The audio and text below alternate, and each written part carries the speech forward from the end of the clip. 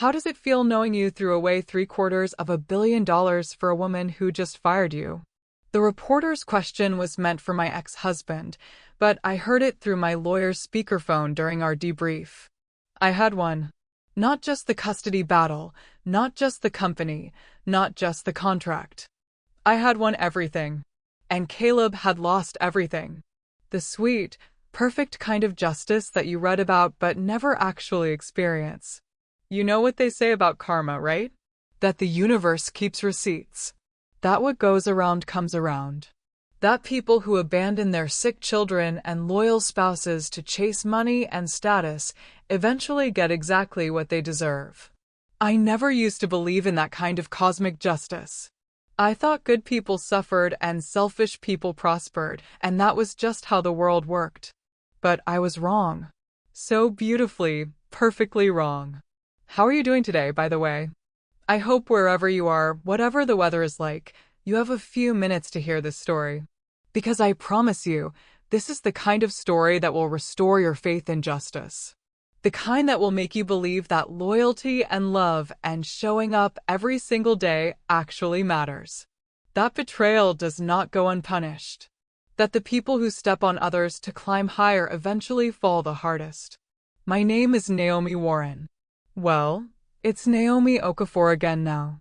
I took back my maiden name the day the divorce was finalized.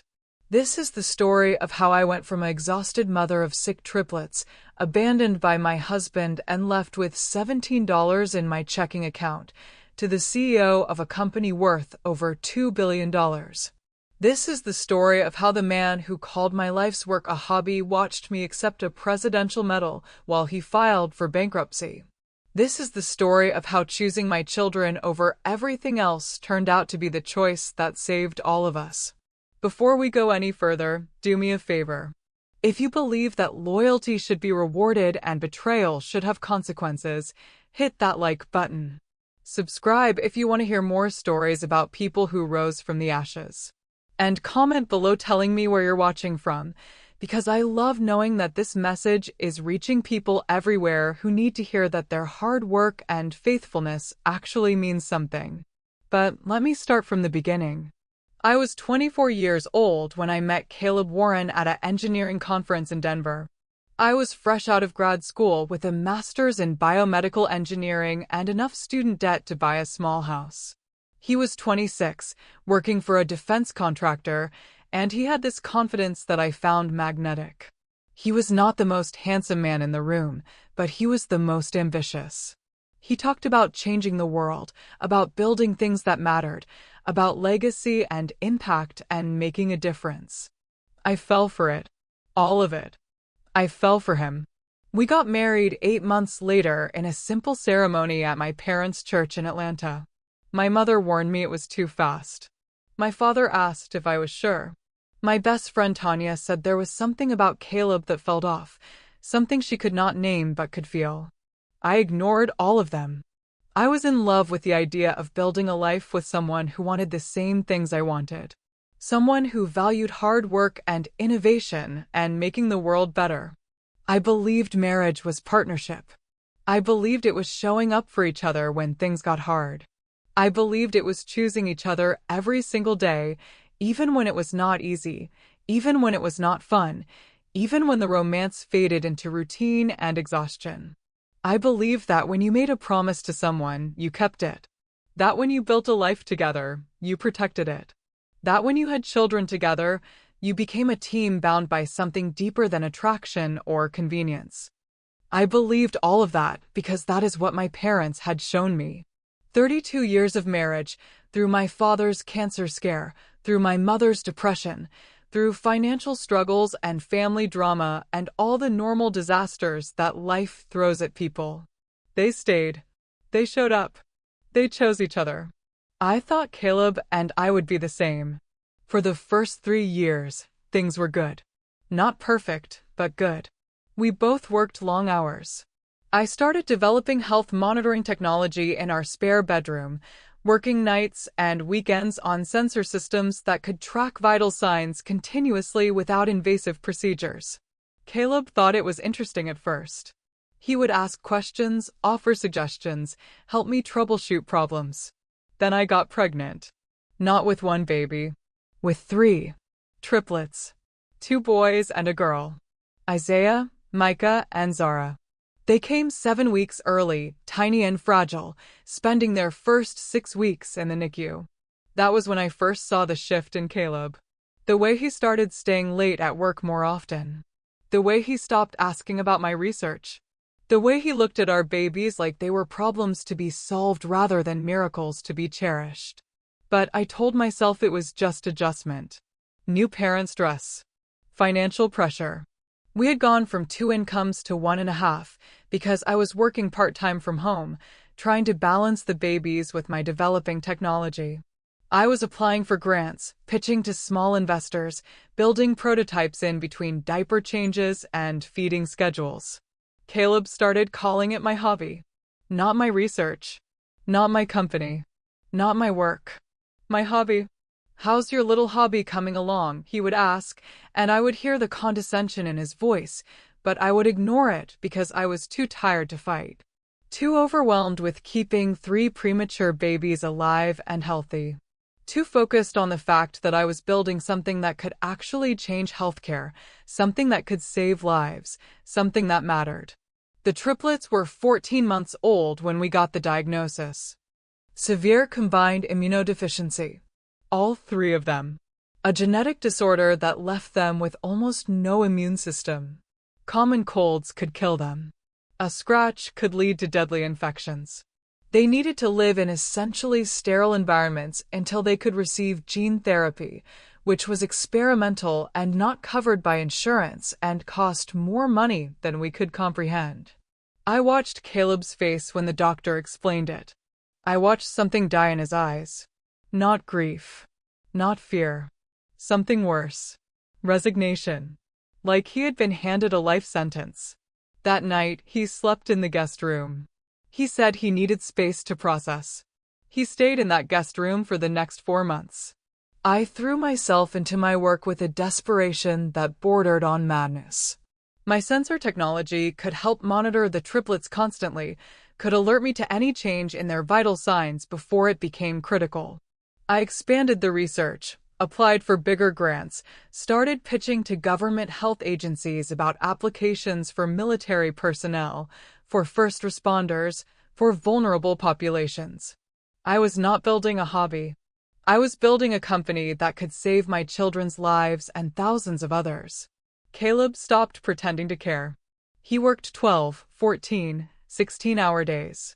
He traveled constantly. When he was home, he barely looked at the kids. He stopped asking about my work entirely. He started dressing better, going to the gym before work, wearing cologne I had not bought him. I knew. On some level I knew. But I could not deal with it. I had 3 immunocompromised toddlers who could die from a common infection. I had a company I was trying to build from nothing. I had grant applications and investor pitches and prototype testing and about 4 hours of sleep a night. I told myself we would get through it. That marriage was hard. That parenthood was hard. That we just needed to survive this season and things would get better. I was still believing that the day he served me with divorce papers. The triplets were 2 years old. It was a Tuesday afternoon in March. I was working in my home office, which was really just the corner of our bedroom with a desk and my equipment. The kids were napping. I had been up since 4 in the morning working on a presentation for the Department of Defense, a proposal for using my sensor technology to monitor soldiers in combat situations. Caleb came home early. I remember thinking that was strange. He never came home early. He handed me an envelope. He did not say anything. He just put it on my desk and walked out. Petition for dissolution of marriage. He wanted full divorce. He wanted to split everything 50-50, including debt. He wanted minimal custody of the children. Every other weekend, supervised visits only. He was abandoning us. All of us. His sick children who needed round-the-clock care. His wife who had put her career on hold to support his. The life we had built together. I found him in the kitchen. Is this real? It's real. Why? Because I can't do this anymore, Naomi. I can't live like this. The kids are never going to get better. We're drowning in medical debt. You're obsessed with this technology thing that's never going to make money. I'm 31 years old and my life is over. Your life is over? Our children are sick and you think your life is over.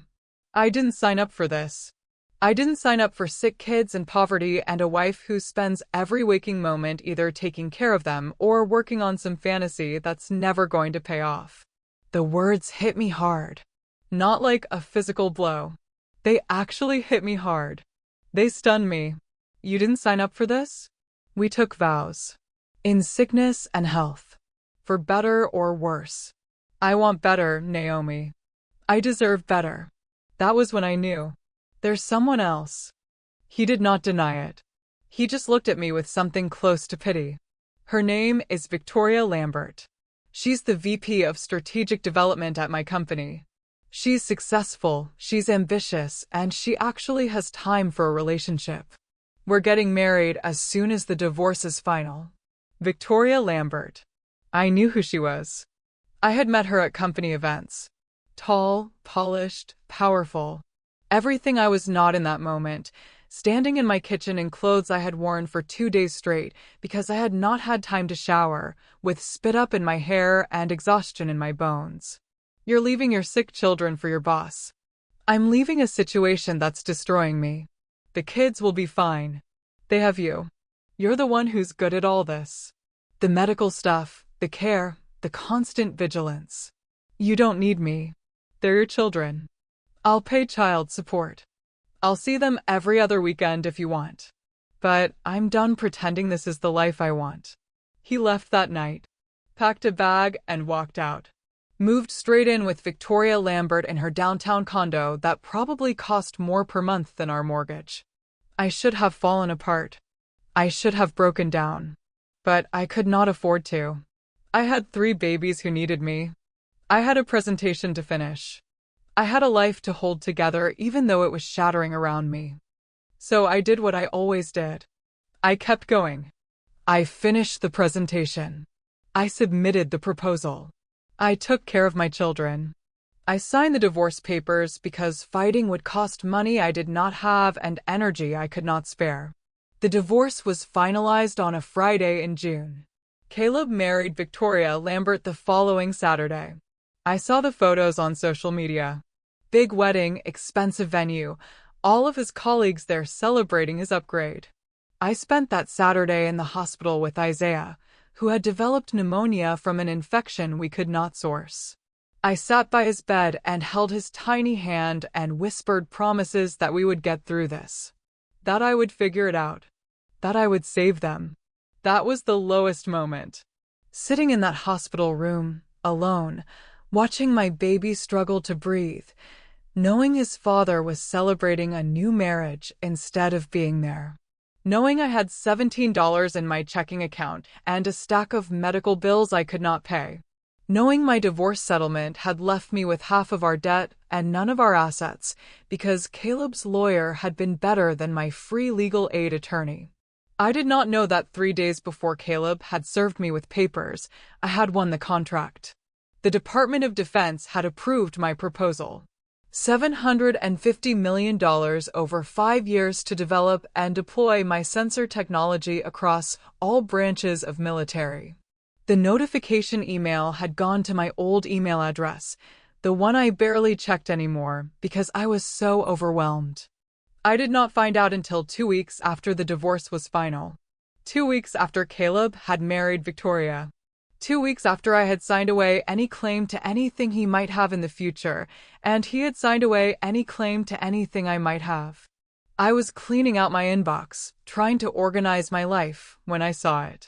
Subject line, Award Notification, DoD Contract Number 74729. I opened it. I read it. I read it again. I read it 7 times before my hands started shaking. $750 million. My hobby had just become one of the largest defense contracts awarded to a small business in 5 years. I need to back up and tell you how we got there. Because nobody just wakes up one day and abandons their sick children. It happens slowly, in small choices and quiet resentments that build up over time until the person you married becomes someone you don't recognize. Caleb wasn't always cruel. That's the part that made it hurt worse. He was actually kind when we met. Thoughtful. He remembered small things, like how I took my coffee, or that I hated surprise parties, or that my favorite food was my mother's jollof rice. He supported my work in the beginning. He would stay up late with me when I was struggling with a difficult problem, bringing me tea and asking questions that helped me think through solutions. The man I married would have been devastated by his children's diagnosis. The man I married would have fought alongside me. But people change when the life they imagined gets replaced by a life they never wanted. Let me tell you about the early days, back when I still believed we were partners. When I found out I was pregnant with triplets, Caleb's first reaction was laughter. Pure, shocked laughter. We were in the ultrasound room and the technician kept moving the wand around, counting, recounting. 3 heartbeats, she said. You're having triplets. Caleb grabbed my hand and laughed. Of course we are. Of course. Naomi, we're having 3 babies. I can see that, I said, but I was laughing too, even though I was terrified. We went out for dinner that night to celebrate. We made lists of names. We talked about getting a bigger place, about how we would need a minivan, about how insane our lives were about to become. Caleb was excited. Genuinely excited. 3 kids, he kept saying. We're going to have our hands full, but think about it. Built-in playmates. They'll always have each other. This is amazing. I loved him so much in that moment. I loved his optimism, his excitement, his certainty that we could handle anything together. My best friend Tanya was less enthusiastic when I told her. We met for lunch at this Ethiopian place we loved, and when I shared the news, she just stared at me. 3 babies, Naomi. 3. At once. I know. How are you going to finish your research? I'll figure it out. Women have babies and careers all the time. Women have 1 baby and careers. You're having 3 babies and you're trying to start a company with no funding and a husband who barely supports what you're doing now. Caleb supports me. Tanya gave me this look, this sad knowing look that I pretended not to understand. Does he? Because every time I see you 2 together, he talks over you. He dismisses your work. He introduces you as his wife, not as an engineer or researcher. That's just how he is. He doesn't mean anything by it. Naomi, I love you. You're brilliant and talented, and you deserve someone who sees that. I just hope Caleb steps up when you need him to. He didn't. But I didn't know that yet. The pregnancy was hard. I was on bed rest for the last 8 weeks. High blood pressure, risk of premature labor, constant monitoring. Caleb tried to be supportive, but I could see the frustration building. He had to take over the cooking, the cleaning, the grocery shopping. He had to help me to the bathroom. He started making comments about how much work it was, how tired he was, how he was doing everything. I was growing 3 humans inside my body and on the verge of organ failure from preeclampsia, but he was tired. My mother came to stay with us for the last month. She's a retired nurse, practical and calm, and she took over everything Caleb had been complaining about. I saw the relief on his face when she arrived. He could go back to focusing on work, on his life, on anything other than his bedridden wife. That boy is not ready for what's coming, my mother said one night while helping me into bed. He's just stressed, Mom. This is a lot. Stress reveals character, baby. It doesn't build it. Remember that. I didn't want to remember that. I wanted to believe Caleb would rise to the challenge once the babies were here. That seeing them, holding them, would transform him into the father and husband I needed him to be. The triplets were born at 33 weeks. Emergency C-section. My blood pressure had spiked dangerously, and the doctors said we couldn't wait. I remember being wheeled into the operating room, terrified and shaking, reaching for Caleb's hand. I'm scared, I whispered. It's going to be fine, he said, but he wouldn't look at me. He was staring at the door like he wanted to run. Isaiah came first, 3 pounds, 12 ounces. Then Micah, 4 pounds even. Then Zara, the smallest at 3 pounds, 8 ounces. They whisked them away immediately to the NICU. I didn't get to hold them. I just heard their tiny cries and then they were gone. Caleb went with them. I was alone in recovery, shaking from the medication and the shock, with a nurse checking my vitals every 15 minutes. He came back 2 hours later. They're okay. Small, but okay. They're breathing on their own, which is good. Can I see them? You need to rest. I'll take pictures. He took pictures. He showed me my babies on his phone screen instead of taking me to them in a wheelchair like I begged him to do. The nurse finally intervened, told him that mothers need to see their babies, that it was important for bonding and recovery. He looked annoyed, but he agreed. Seeing them in their incubators broke something open in my chest. These tiny, perfect humans that we made. Fragile and fighting. I couldn't touch them much because of all the wires and tubes, but I could put my hands through the incubator openings and let them grip my fingers with their impossibly small hands. Caleb stood behind me, checking his phone. We spent 6 weeks going back and forth to the NICU. I was there every day, all day, pumping breast milk and doing skin-to-skin contact when they were stable enough. Learning to feed them, change their tiny diapers, read their monitors. Caleb came after work for an hour, maybe 2.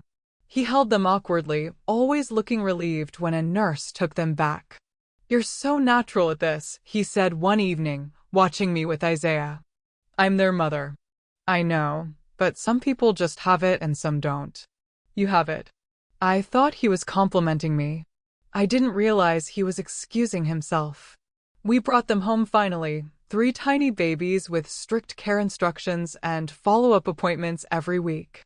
My mother stayed for another month to help, and I saw how much easier everything was with her there.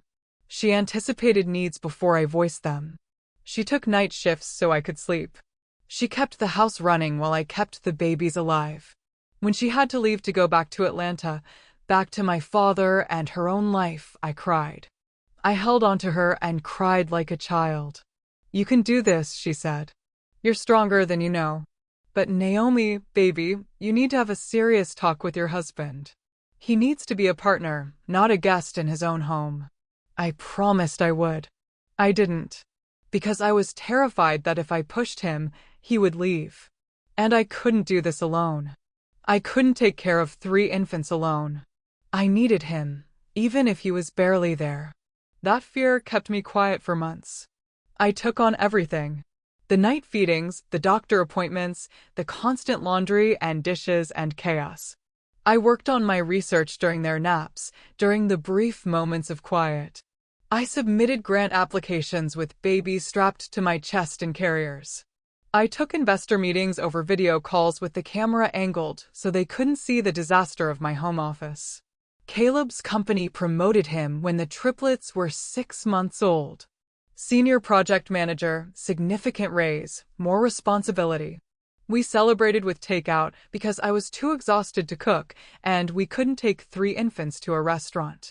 "This is going to help," he said. "The extra money. We can get more help, maybe hire someone part-time." We didn't hire anyone. The extra money went to medical bills and debt payments and the constantly growing expenses of 3 babies who were outgrowing everything simultaneously. Caleb started traveling for work. 2 days here, 3 days there. I was alone with the triplets more than I was with help. My research suffered. I missed grant deadlines. I had to cancel an investor pitch because Zara had a fever and I couldn't leave her with anyone. That was when Caleb started calling it a hobby. "How's your hobby going?" he asked one night after a business trip. "It's not a hobby. It's my company." Company is a generous term for something that makes no money and takes up all your free time. I don't have free time. I have 3 6-month-olds. Exactly. Maybe it's time to accept that the research thing was a phase. Focus on the kids now. Go back to real work when they're older. Real work. Like what I was doing wasn't real. Like developing medical technology wasn't valuable. Like the only work that mattered was work that came with a paycheck from someone else's company. I should have fought him on it. I should have defended my work, my vision, my contribution. But I was so tired, so overwhelmed, so desperate to avoid conflict. So I just nodded and changed the subject. Looking back, that was the moment I should have known. The moment he made it clear that he didn't respect what I was building. That he saw my research as a distraction from my real job, which was managing the home and the children he had helped create but didn't want to help raise. Then came the diagnosis. The triplets were 14 months old. They had been sick constantly, one infection after another, nothing serious, but nothing that ever fully cleared. Their pediatrician referred us to an immunologist. I thought it would be routine. Maybe some allergies. Maybe something minor we could manage with medication. Caleb didn't come to the appointment. He had a meeting he said he couldn't miss. So it was just me in the office when Dr. Patterson explained that all three of my babies had severe combined immunodeficiency, that their immune systems barely functioned, that they were vulnerable to every infection, every bacteria, every virus, that they needed to be isolated, protected, monitored constantly, that the treatment was experimental gene therapy that cost hundreds of thousands of dollars per child and wasn't covered by insurance. I sat there listening to her explain how dangerous everything was, how a common cold could kill them, how we needed to essentially create a sterile environment at home, how their lives would be limited and monitored and full of medical interventions until they could receive treatment we couldn't afford. I called Caleb from the parking lot. I was shaking so hard I could barely hold the phone. The kids have SCID. It's their immune systems. They're really sick, Caleb. This is serious. Silence on the other end. Then, what does that mean? It means everything changes. It means they need constant monitoring and isolation and eventually treatment that costs more money than we have. It means our lives just got a lot harder. More silence.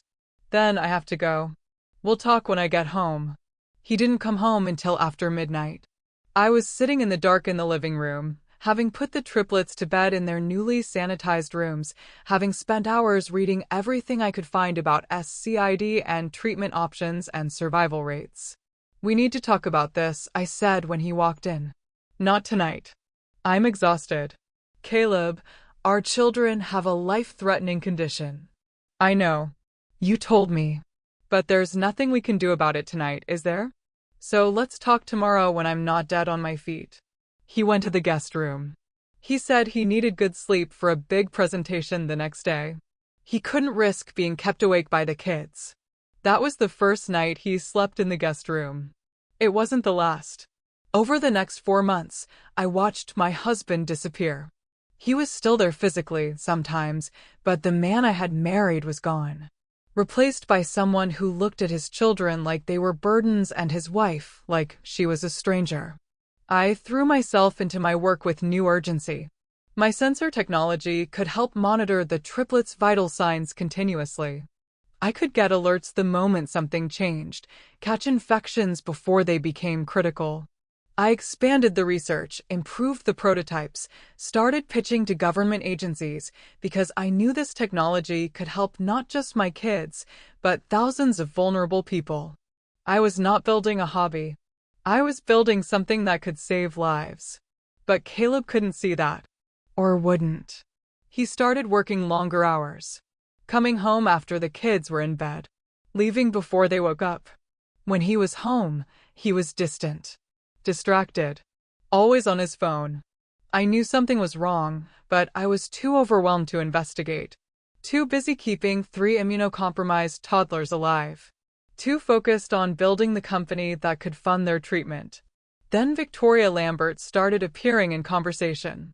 Victoria thinks we should pivot our strategy on the Johnson contract. Victoria suggested this great restaurant downtown. Victoria is speaking at a conference in Seattle next month. She asked me to join her panel. I looked her up online. Tall, polished, successful. VP of Strategic Development at Caleb's company. MBA from Stanford. Published author. Everything I wasn't in that season of my life. I asked Tanya about it one afternoon. She had come over to help me sanitize the playroom, one of the few people I trusted around the kids. He talks about his boss a lot, I said, trying to sound casual. Tanya stopped wiping down toys and looked at me. How much? Enough that I notice. Have you asked him about it? Asked him what? If he's interested in her? That sounds paranoid. Naomi, you're not paranoid. You're observant. And from what you've told me, this man has checked out of his marriage and his family. People don't just check out for no reason. They check out because they're checking in somewhere else. I didn't want to believe it. I couldn't afford to believe it. So I pushed it down and kept going. The divorce papers came 3 weeks later. And 3 days before that, unbeknownst to me, the Department of Defense had approved my proposal. $750 million for the hobby Caleb had mocked. For the work he had dismissed. For the company he had told me to abandon. He signed away any claim to my future assets. I signed away any claim to his. We split our debt and went our separate ways. He had no idea what he was walking away from. Neither did I. Not yet. The divorce was fast. Caleb wanted it done quickly so he could marry Victoria, and I didn't have the energy or resources to fight. My free legal aid attorney was handling 12 other cases. Caleb's attorney was from a downtown firm that charged $600 an hour. We met once for mediation. Caleb brought Victoria with him. She waited in the lobby, but I saw her through the glass walls. Perfectly dressed in a navy suit, working on her laptop like this was just another Tuesday. Like she wasn't sitting there waiting to marry a man who was abandoning his sick children. My client is willing to be very generous, Caleb's attorney said. She was a sharp woman named Patricia Vance, all business. Mr. Warren will take on 60% of the marital debt in exchange for a clean break. No alimony, minimal child support, and supervised visitation only. 60% of the debt, but none of the assets, my attorney pointed out. The house, the cars, the retirement accounts. There are no assets, Patricia said. The house is underwater. The cars are financed. The retirement accounts were drained for medical expenses. We're offering to take the majority of the debt burden. That's generous given that Mrs. Warren hasn't had steady income in over 2 years. I sat there listening to them negotiate my life like it was a business transaction. Caleb wouldn't look at me. He stared at the table, his jaw tight, clearly wanting this to be over. What about the children? My attorney asked. They have significant medical needs. They require constant care. Mr. Warren will pay the court-mandated child support for 3 children. $540 per month based on his income. And he'll maintain health insurance for them through his employer. $540 per month. For 3 children with a condition that required specialized care, sterile environments, and experimental treatment that cost hundreds of thousands of dollars. That's insulting, my attorney said. That's the law, Patricia replied. If Mrs. Warren wants more, she can pursue additional support through the courts. But given Mr. Warren's expenses and Mrs. Warren's potential earning capacity, I wouldn't recommend it. Potential earning capacity. Like my degree and my research meant I could just snap my fingers and start making money while caring for 3 immunocompromised toddlers alone. Can I talk to my client privately? My attorney asked. We stepped out into the hallway. He was a young guy, maybe 28, doing public interest work because he believed in helping people. His name was Marcus. I know I said no overused names, but that was actually his name, and he was the only lawyer I could afford. Look, Mrs. Warren. Naomi. This is not a good deal. But if you fight it, you're looking at months of litigation you can't afford. He's not asking for custody. He's not asking for the house. He's walking away and leaving you with everything, including the kids. Including our children. Like they're part of the debt. I know. I'm sorry. But practically speaking, you need this done. You need the health insurance continued. You need whatever child support he's willing to pay. And you need to focus on your kids and your work. What work? I have no income. I have 3 sick babies and $17 in my checking account. Then you need this settled so you can figure out what comes next. Because this could drag out for 6 months, cost you money you don't have, and end up with the same result. I signed the papers that day. Caleb signed them too, still not looking at me. We were married for 4 years, and he couldn't look at me while he walked away. The divorce was final on June 7th. Judge signed the order, it was filed with the court, and just like that we were done. For years of marriage dissolved in a legal document that outlined who got what debt and how much Caleb would pay monthly to support the children he never saw. He married Victoria Lambert on June 8th. I know because Tanya showed me the photos. She thought I should know, should see what I was dealing with. She was wrong. I didn't need to see it. But I looked anyway. Big wedding at some botanical garden. Victoria in a designer dress. Caleb in a tailored suit, smiling wider than I had seen him smile in years. All their colleagues there, celebrating, toasting their future. The caption on Victoria's Instagram said, "Marrying my best friend and partner. Here's to building an empire together." Building an empire. With my ex-husband, who had left his sick children to chase exactly this. Status. Success. A partner who could help him climb instead of one who needed him to stay and fight. I sat in my car outside the hospital looking at those photos. Isaiah was inside being treated for pneumonia. Micah and Zara were with my mother, who had flown back in when Isaiah got sick. I was alone in a parking garage staring at pictures of my ex-husband's new life while our son fought to breathe. That was rock bottom. That moment right there. When the full weight of it hit me, I was alone.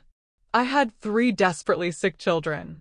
I had no income, no prospects, and medical bills that were piling up faster than I could track them. The man who had promised to be my partner was celebrating his new marriage, while I sat in a parking garage trying to figure out how to survive the next week. I cried. Not pretty crying. The ugly kind. The kind where you can't catch your breath and your whole body shakes and you make sounds you didn't know you could make. I cried for everything I had lost. For the marriage I thought I had. For the father my children deserved but didn't have. For the life I had planned that had completely fallen apart. Then I went inside and sat with my baby and held his hand and promised him we would make it through this. 2 weeks later, I was cleaning out my email inbox. I had thousands of unread messages. Spam, mostly. Grant rejection letters. Medical bills. But I was determined to get organized, to take control of the few things I could control. That's when I saw it. Subject: Award Notification, DoD Contract Number 74729. Sent 3 days before Caleb served me divorce papers. Sitting in my inbox unread for almost 3 months. I opened it with shaking hands. Dear Ms. Okafor, congratulations. Your proposal for advanced continuous health monitoring systems has been selected for contract award. The Department of Defense is pleased to offer a 5-year contract valued at $750 million for development and deployment of sensor technology across all military branches. Please contact our office within 30 days to begin contract negotiations and paperwork. $750 million. I read it again. And again. I checked the date. March 24th. 3 days before Caleb handed me divorce papers. 2.5 months before the divorce was final. My hobby had won a $750 million contract. The technology Caleb had mocked. The work he had dismissed. The company he told me to abandon. It had just become one of the largest defense contracts awarded to a small business in recent history. And Caleb had signed away any claim to it. In our divorce settlement, we had both waived any rights to the other's future earnings or assets. Standard language. His attorney had insisted on it to protect his rising income and whatever he built with Victoria. My attorney had agreed because I had nothing to protect. Except I did. I had this. This contract that was awarded before the divorce was filed, but that I hadn't known about. This $750 million that was legally mine and mine alone. I called the number in the email with shaking hands. It went to a voicemail. I left a message. I called Tanya. I need you to come over right now. What's wrong? Is it one of the kids? Just come. Please. She was there in 20 minutes. I showed her the email. She read it once. Looked at me. Read it again. Naomi. This is real. I called. Left a message. But the email looks legitimate. Department of Defense domain. Specific contract number. Contact information. $750 million. Over 5 years. But yes. Does Caleb know? How could he? I didn't know. Tanya started laughing. Not mean laughter. Shocked, disbelieving laughter. He divorced you 3 months ago. He signed away any claim to your future assets. He has no idea. No idea, I repeated. Naomi, do you understand what this means? I did. And I didn't. Because it meant everything was about to change. It meant I could fund my children's treatment. It meant I could build my company. It meant I could prove that my work mattered, that I wasn't crazy for believing in it. But it also meant war. Because once Caleb found out, once he realized what he had walked away from, there would be consequences. He would fight. He would claim he deserved some of it. He would make this ugly. What do I do? I asked Tanya. You call them back. You sign that contract. You build your company. And you save your babies. The Department of Defense called me back the next day. The contracting officer explained the terms. $75 million upfront for initial development. The rest paid out over 5 years as we met specific milestones. I needed to formally establish my company, provide proof of liability insurance, and undergo security clearances. I needed a lawyer. A real one. Not a public interest attorney doing divorces. A corporate attorney who understood government contracts and business formation. I called my father. I had been avoiding calling my parents because I didn't want them to know how bad things had gotten. But I needed help, and they were the only people I could ask. Daddy, I need to borrow some money. Not a lot. Maybe $5,000. I'll pay you back, I promise. What's going on, sweetheart? I won a contract. A big one. But I need a lawyer to help me set everything up, and I don't have the money to pay one. How big is the contract? $750 million. Silence. Then my father's laugh, deep and warm. Say that again? My research. The sensor technology. The Department of Defense wants it. $750 million over 5 years. Sweet Jesus. Does Caleb know? No. And he can't know. Not yet.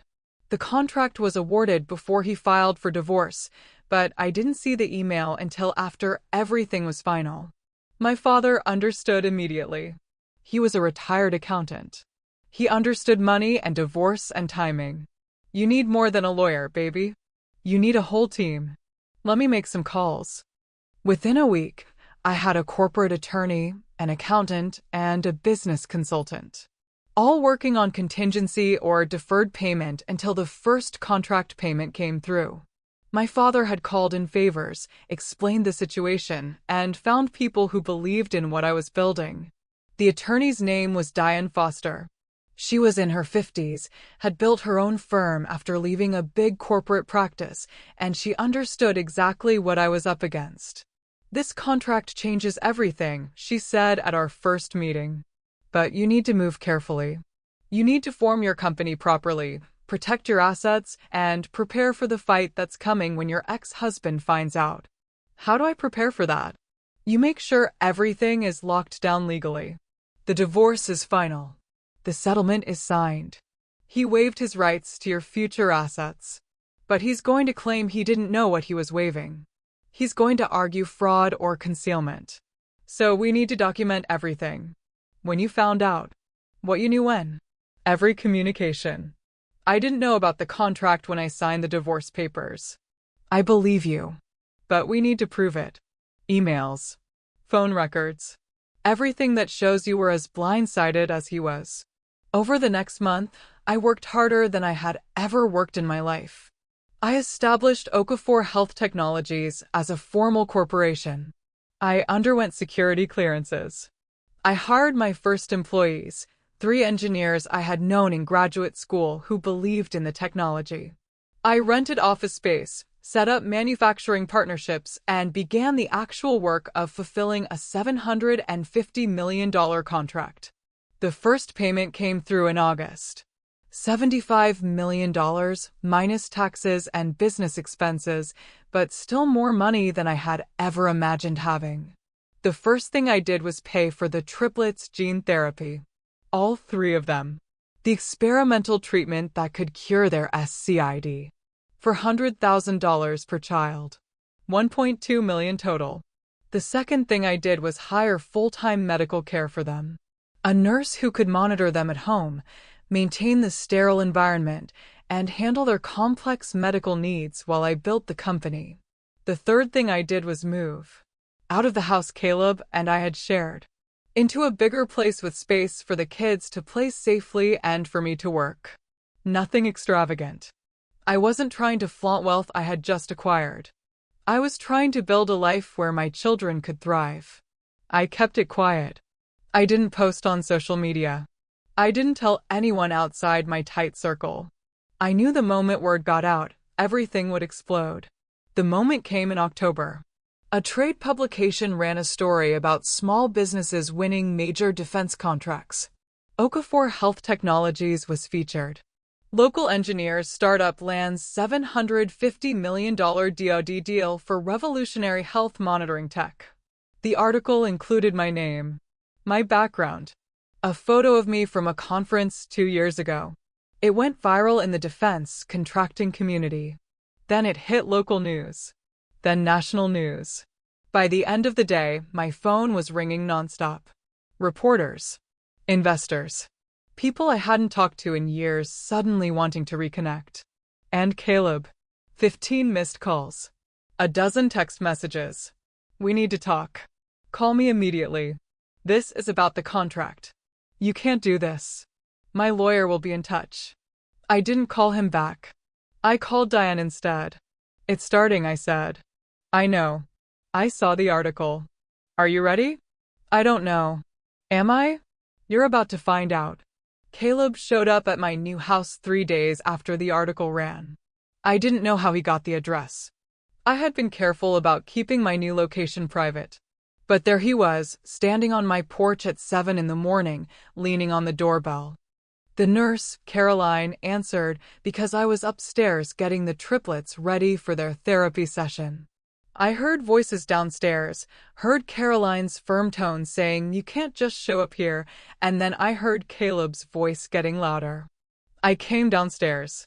He was in the entryway, looking around at the house that was nicer than the one we had shared. Not a mansion. Just a 4-bedroom home in a good school district with enough space for the kids and a home office. But to Caleb, it must have looked like a palace compared to what I had when he left me. You need to leave, I said. We need to talk about the contract, Naomi. There's nothing to talk about. It's my contract. My company. You won it while we were married.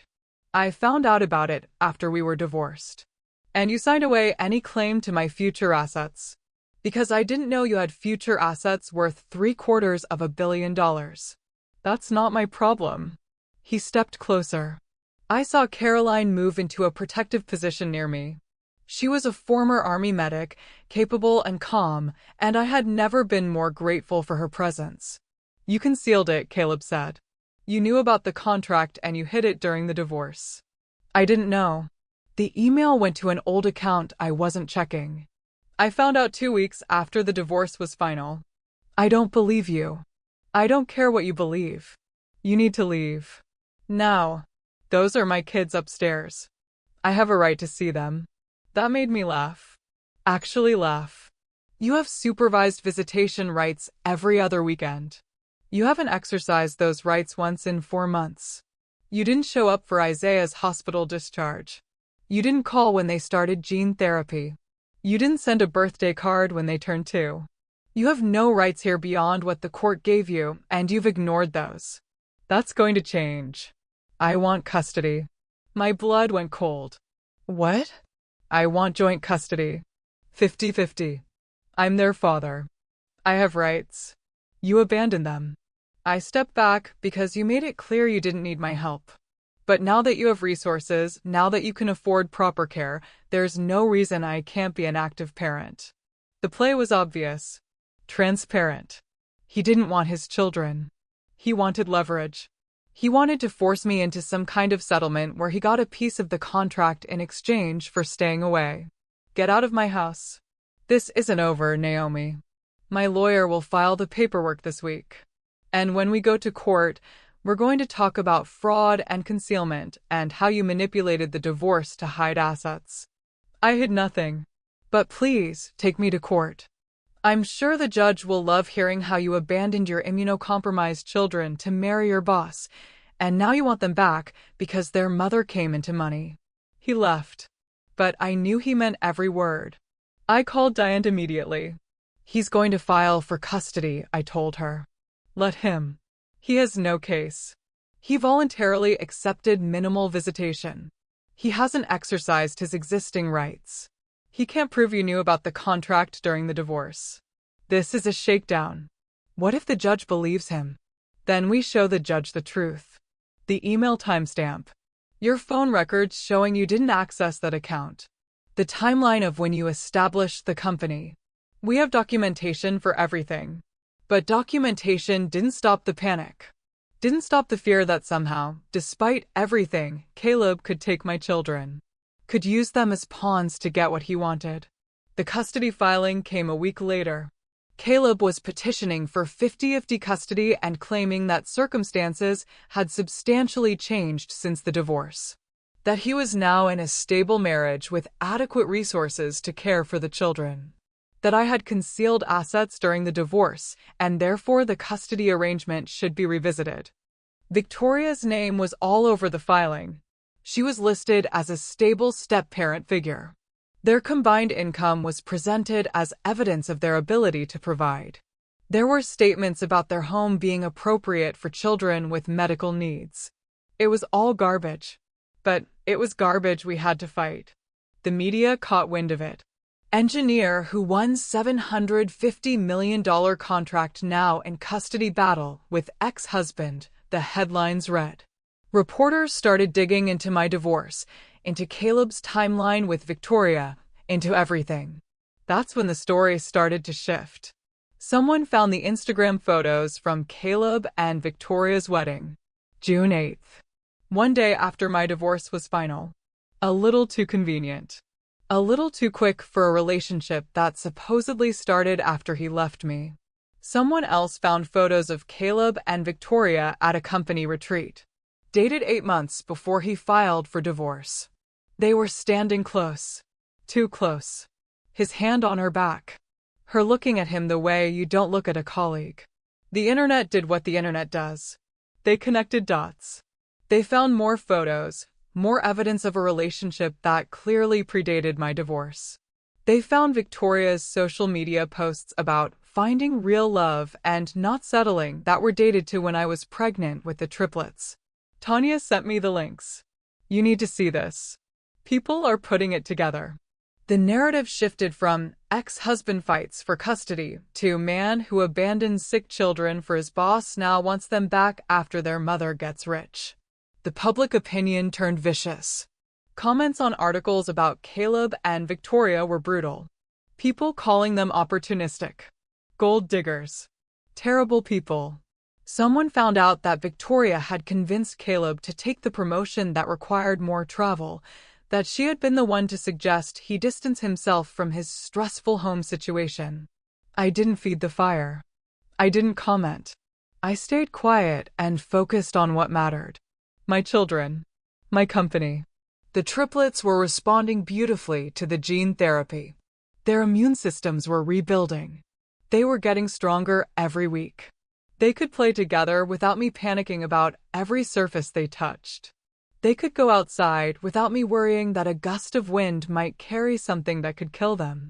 Watching them laugh and run and be normal toddlers was worth everything. Every sleepless night, every moment of desperation, every sacrifice I had made. The company was growing faster than I had anticipated. We delivered the first prototype to the DoD ahead of schedule. The testing results were exceptional. They wanted to accelerate deployment. They were talking about expanding the contract. I hired more engineers, moved into a larger facility, started getting calls from other government agencies wanting similar technology, from hospitals, from emergency services departments. My hobby was becoming an empire, the real kind, built on innovation and hard work and solving actual problems. And Caleb was watching it all from the outside. His custody filing went nowhere. His lawyer couldn't produce any evidence that I had known about the contract during the divorce. The timeline was clear. The email timestamp was definitive. His claims of fraud were baseless. But he didn't stop. He started showing up for his supervised visitations. Every other weekend, like clockwork suddenly. Bringing expensive toys the triplets didn't need. Taking pictures he posted on social media like he was Father of the Year. Victoria appeared in some of the photos, smiling with my children, playing the stepmother role. It made my stomach turn. He's building a narrative, Diane warned. He's creating evidence of involvement so he can file again in 6 months claiming he's been an active parent. So what do? You document everything. Every missed call before this. Every promise broken. Every time he wasn't there. And you keep being the parent you've always been. The pressure was coming from every direction. The company demands. The custody fight. The media attention. The constant fear that despite having money now, despite having success, I could still lose what mattered most. Then Victoria reached out. She sent an email to my work address. Subject line, "Can we talk?" Naomi, I know things are complicated between all of us. But I think if we could talk, woman to woman, we might be able to resolve this without lawyers and courts and public drama. I care about Caleb, and I know he cares about his children. I think there's a way forward that works for everyone. Would you be willing to meet for coffee?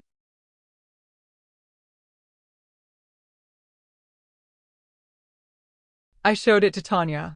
It's a trap, she said immediately. Obviously. So why are you considering it? Because I want to know what she's really after. Caleb is desperate and obvious. But Victoria is smart. She didn't get to VP by being reckless. So, what's her angle? You think it's different from Caleb's? I think she's realizing she married a man who abandoned his sick kids for money and now the optics are terrible. She's trying to control the damage. Against everyone's advice, I agreed to meet her. We met at a coffee shop downtown. Neutral territory. I brought Diane with me, waiting at a nearby table. Victoria came alone, dressed impeccably as always, her armor of professionalism firmly in place. Thank you for meeting me, she said. What do you want, Victoria? I want to fix this. Caleb made mistakes. He knows that. He handled the divorce badly. But he's grown. He's ready to be a father now. He was ready to be a father when his children were born. He chose not to be. He was overwhelmed. The diagnosis, the financial pressure, the stress. He made bad decisions. He made choices. He chose you. He chose his career. He chose himself. And now that there's money involved, suddenly he's interested in his kids. Victoria's mask slipped slightly. A flash of irritation. Is it really so hard to believe that he wants a relationship with his children? Yes, because I was there. I was there when he couldn't look at them. When he called my life's work a hobby while I was trying to save their lives. When he served me divorce papers and married you the next day. The next week, she corrected automatically, then realized her mistake. You're right. My apologies. He waited a whole week after abandoning his sick children to marry you. Very respectful. You're angry. I understand. But think about what's best for Isaiah, Micah, and Zara. They deserve a father. They deserve the father who shows up. Who was there when they were sick? who didn't abandon them when things got hard. Caleb is not that person. People change. Do they? Or do they just change their tactics when they want something? Victoria leaned forward. Let me be direct. Caleb believes he's entitled to a portion of your contract proceeds. Whether through a revised divorce settlement or through claiming fraud or through custody leverage. He's going to fight this. There it is. I'm trying to help you avoid a long, ugly battle. One that will hurt your children and damage your company's reputation. How generous. I'm serious, Naomi. Caleb can make this very difficult for you. Or we can come to an arrangement. Something reasonable. He drops the custody fight. You provide a settlement that acknowledges the contract was won during your marriage. I won the contract 3 days before he served me divorce papers. 3 days before he destroyed our family to be with you. The timing is not in his favor. The timing is exactly the issue. He filed for divorce not knowing about the contract. If he had known, things might have been different. You mean he wouldn't have left if he'd known I was about to be worth millions? I mean decisions would have been different. I stood up. Let me be direct too. I don't owe Caleb anything. He made his choices. He gets to live with them. And if he wants to drag me to court again and again, I have resources now to fight him every single time. I have documentation. I have proof. I have lawyers who will bury him in paperwork for years. You also have a company that requires focus. Investors who don't like drama. Government contracts that require stability. Is that a threat? It's reality. Think about what you want your life to look like. What you want your children's lives to look like. Because this fight will define all of it. I left without another word. When I got to the car, my hands were shaking. Not from fear. From rage. At the audacity. At the manipulation. At the attempt to paint Caleb as a victim and me as unreasonable. Diane got in the passenger seat. She had been watching through the window. That went well, she said dryly. She threatened the company. Said investors and the government won't like drama. She's bluffing. Your contract is solid. Your company is performing. One bitter custody battle won't change that. But she's right that it's a distraction. So we end it. Decisively. We file a motion to dismiss his custody petition as frivolous. We request attorney fees. We make it expensive for him to keep harassing you. Will that work? It will send a message. That you're not going to be bullied. That you're not going to settle to make this go away. We filed the motion that week. Aggressive, detailed, documenting every broken promise, every missed visitation, every piece of evidence that Caleb's sudden interest in custody was financially motivated. Caleb's lawyer tried to schedule an emergency hearing. Claimed I was being vindictive. That I was using my resources to punish him. The judge wasn't having it. Mr. Warren, you voluntarily accepted minimal custody. You haven't exercised your existing visitation rights consistently. Nothing in this filing suggests that the children are in danger or that circumstances have changed in a way that warrants emergency intervention. Motion denied. We'll address this at the scheduled hearing next month. Small victory. But a victory. Then my company landed another contract. Smaller than the DoD deal, but significant. A hospital system wanted to pilot my monitoring technology for high-risk patients. $30 million over 3 years. The press release went out. More articles. More attention. More proof that this wasn't luck. That my technology was valuable. That I had built something real. Caleb's company fired him 2 weeks later. I heard about it through the professional network. Whispers that he had become a liability.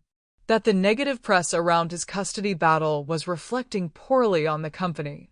That Victoria had been given a choice between her marriage and her career, and she had chosen to distance the company from the controversy. She didn't divorce him. But she made sure everyone knew that his decisions were his own. That she had advised him against the custody fight. That she was a professional first. Caleb was spiraling. No job. A custody battle he was losing. A contract he had no claim to. And a new wife who was pulling away as his value to her decreased. I should have felt satisfied. This was karma. This was justice. This was him getting exactly what he deserved. But instead, I felt something else. Not pity. Not quite. But an understanding that we were all just people making choices and living with consequences. That his bad choices didn't make me better. They just made him worse off. I focused on what mattered. The triplets were thriving, running and playing and being healthy 2-year-olds. The gene therapy had worked. Their immune systems were rebuilding. They were going to be okay. The company was exceeding every projection. We were hiring, expanding, making real differences in real lives. My life was full, busy, meaningful, and Caleb's was falling apart. The custody hearing was scheduled for early December. His lawyer filed an amended petition, dropping the fraud claims, dropping the 50-50 custody request, just asking for expanded visitation, more time with his children. It was a retreat, an acknowledgement that he had overplayed his hand. But I knew better than to relax, because desperate people do desperate things. And Caleb was running out of options. The hearing was set for December 12th. I spent weeks preparing with Diane, going through every detail, every document, every piece of evidence showing that Caleb's sudden interest in custody was motivated by money, not love. I thought I was ready. I thought I understood what I was up against. I was wrong. 3 days before the hearing, Diane called me at 8 in the evening. We need to meet. Tonight. Don't talk to anyone until we do. The tone in her voice made my stomach drop. What happened? Not over the phone. I'm coming to you. She arrived 30 minutes later with her associate, a young attorney named James who handled our corporate work. They both looked grim. Tell me, I said. Diane set her briefcase on my kitchen table. Caleb's attorney filed an amended petition this afternoon. With new evidence. What kind of evidence? They're claiming that you knew about the contract before the divorce. That you deliberately hid it to avoid splitting it with Caleb. And they have proof. My heart stopped. That's impossible. I didn't know. I believe you. But they have emails. What emails? James opened his laptop and turned it toward me. These were submitted to the court today. Correspondence between you and the Department of Defense dated March 15th. 2 weeks before Caleb filed for divorce. I stared at the screen. The email was real. DoD domain. Addressed to my old email account. Subject line, contract proposal, follow-up questions. But I had never seen it before in my life. I never received this email. I wasn't checking that account. They're saying you were. They have metadata showing the email was opened. Read. Replied to. That's impossible. Diane's expression was careful. Professional. Naomi, I need to ask you directly. Is there any possibility you accessed this account and forgot? That you were so overwhelmed with everything happening that you opened emails and didn't process them? No. I'm telling you, I never saw this. I didn't access that account for months. I didn't know about the contract until June when I was cleaning out my inbox. Someone accessed it, James said. The metadata doesn't lie. The email was opened on March 15th at 2:37 p.m. from an IP address in this area. And there's a reply. Short, just acknowledging receipt and saying you'd provide the requested information within a week. He showed me the reply. It was from my email address. It sounded like me. Professional, brief, confirming I'd received the follow-up questions and would respond soon. But I hadn't written it. Someone hacked my account, I said. That's what we need to prove, Diane said. But Naomi, if we can't, this is devastating.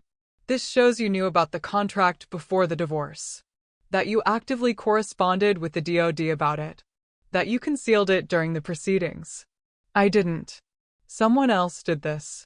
Who had access to your email? I thought back to March. To that awful time when Caleb was pulling away and the kids were sick and everything was falling apart. I don't know. Caleb had my passwords at one point. We shared accounts for household stuff. But I changed everything after he moved out. When did he move out? Late March. After he served the papers. So he had access to your passwords in mid-March when this email was sent. The realization hit hard. He did this. He saw the email notification, accessed my account, and responded. Then he filed for divorce, knowing about the contract, but making sure I didn't know. That's a serious accusation, Diane said carefully. It's the only explanation. He had my passwords. He could have set up forwarding rules so I never saw DoD emails. He could have been monitoring my account. James was already typing. If that's true, there will be evidence. Login records. IP addresses. We can subpoena the email provider for account activity logs. Do it, I said. Get everything. Because I'm telling you, I never saw that email. Someone accessed my account without my permission. But even as I said it, I felt the ground shifting under me. Because proving it would take time. Proving it would require technical forensics and expert testimony. And we had 3 days until the hearing. There's more, Diane said quietly. Of course there was. Victoria filed a declaration supporting Caleb's petition. She's claiming that you admitted to her during your coffee meeting that you knew about the contract before the divorce. That's a lie. It's her word against yours. And she's a respected executive with no obvious reason to lie. Except that she's married to Caleb and wants my money. Which we'll argue. But Naomi, you need to understand how this looks. You meet with her privately, without witnesses besides your attorney who is sitting too far away to hear the conversation. Now she's filed a sworn statement saying you made admissions. I felt sick. The coffee meeting had been a trap. Victoria had been setting this up from the beginning. The friendly overture. The private conversation. The opportunity to claim I said things I never said. You recorded it, right? Tanya's voice came from the doorway. I hadn't heard her come in. Caroline must have let her in. Tell me you recorded that meeting. I didn't. I didn't think. Of course you didn't. Because you're honest and you thought you were just having a conversation. Tanya looked at Diane.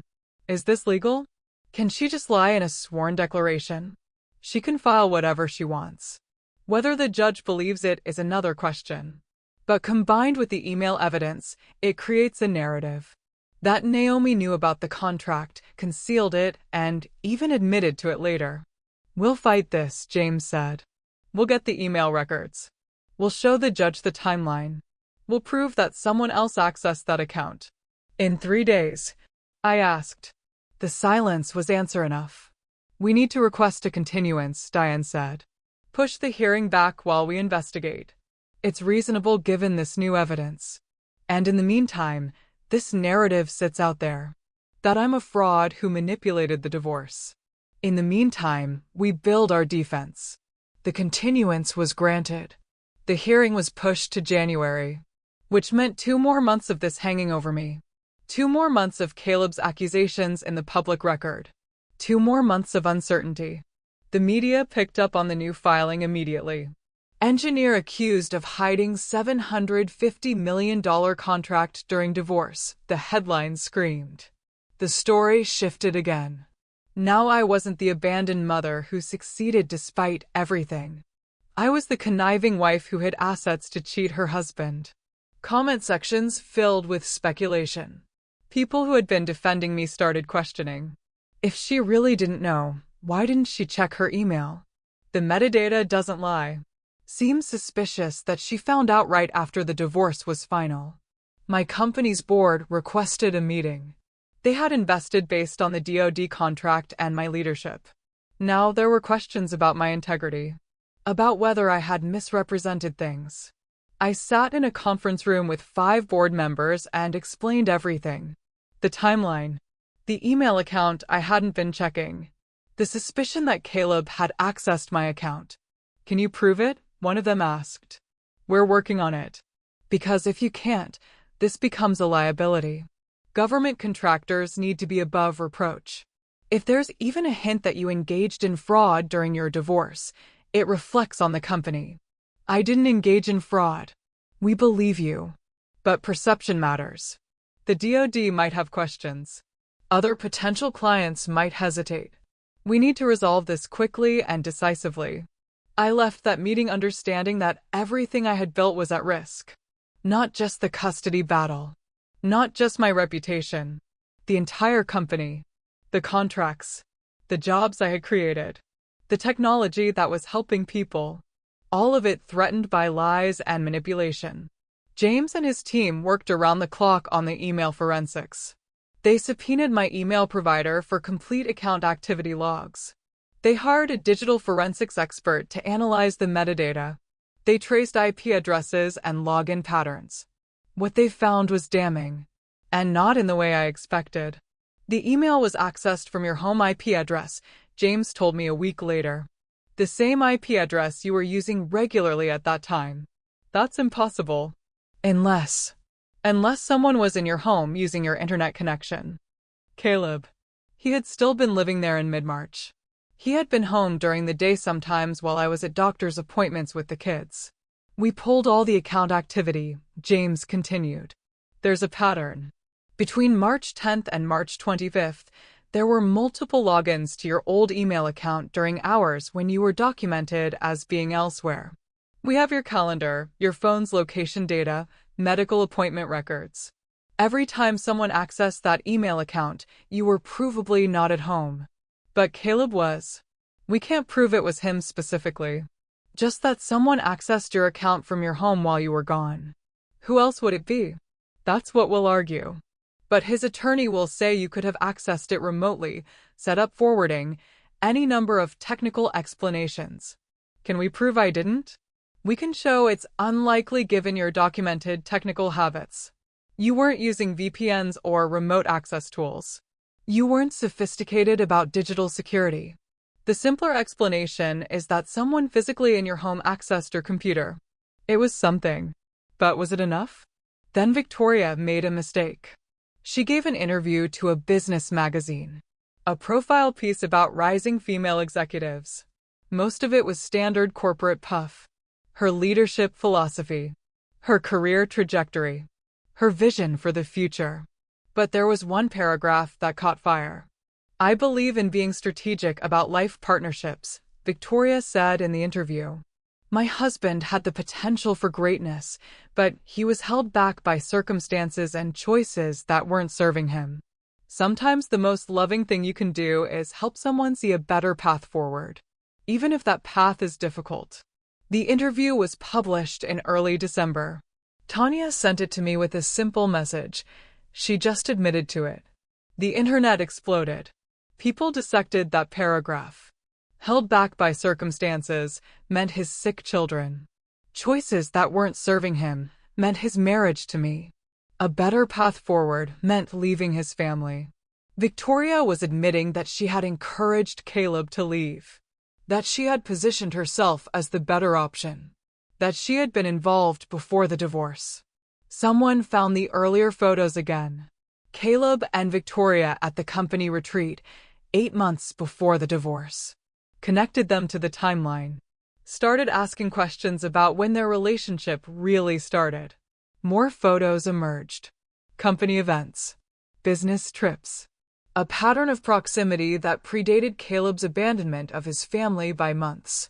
Then someone found the smoking gun. A former colleague of Victoria's came forward with screenshots of a conversation. Victoria in a private message group for female executives, dated February, a month before Caleb filed for divorce. Finally making progress on my situation, Victoria had written, "He's ready to make the jump. Just need to time it right so it doesn't blow back on either of us professionally." Someone in the group had asked what situation. The project manager I mentioned. He's brilliant, but trapped in a marriage that's draining him. Sick kids, overwhelmed wife. He deserves better. We deserve a chance. The screenshots went viral. Victoria tried to claim they were taken out of context, that she was talking about a different situation. But the timeline was too perfect. The details too specific. The narrative flipped again. Now Victoria was the villain. The corporate climber who had targeted a married man, encouraged him to abandon his sick children, and was now helping him try to steal money from the wife he had betrayed. Caleb's attorney withdrew from the case 2 days later. Professional conflict, the filing said. But everyone knew it was because the case had become toxic. No reputable attorney wanted to be associated with this. Caleb tried to represent himself for approximately 48 hours before realizing he was in over his head. He found a new attorney, but it was someone from a small practice, clearly taking the case for the publicity or the hope of a payout. The momentum had shifted. But I knew better than to celebrate. Because desperate people with nothing to lose are the most dangerous kind. Caleb started showing up at the house more frequently. Not violating the custody order exactly, but pushing boundaries. Sitting in his car outside. Walking past when I took the kids to the park. Always with his phone out, always recording. He's building something, Diane warned. Document everything. Don't engage. Don't give him anything he can use. But it was exhausting. The constant vigilance. The awareness that every moment was potentially being recorded and weaponized. The fear that one mistake, one moment of frustration, could be turned against me. Then Isaiah got sick again. Not seriously. Just a cold. But after everything with the SCID, any illness sent me into panic mode. I took him to the pediatrician. They said it was just a virus, that his immune system was handling it well, that this was actually a good sign of his recovery. But Caleb got wind of it somehow. Maybe from the insurance claim. Maybe from someone at the doctor's office who shouldn't have been talking. He filed an emergency motion claiming I was neglecting the children's medical needs. That Isaiah's illness proved they weren't being properly cared for. That he needed immediate expanded custody to ensure their safety. It was absurd. It was grasping at straws.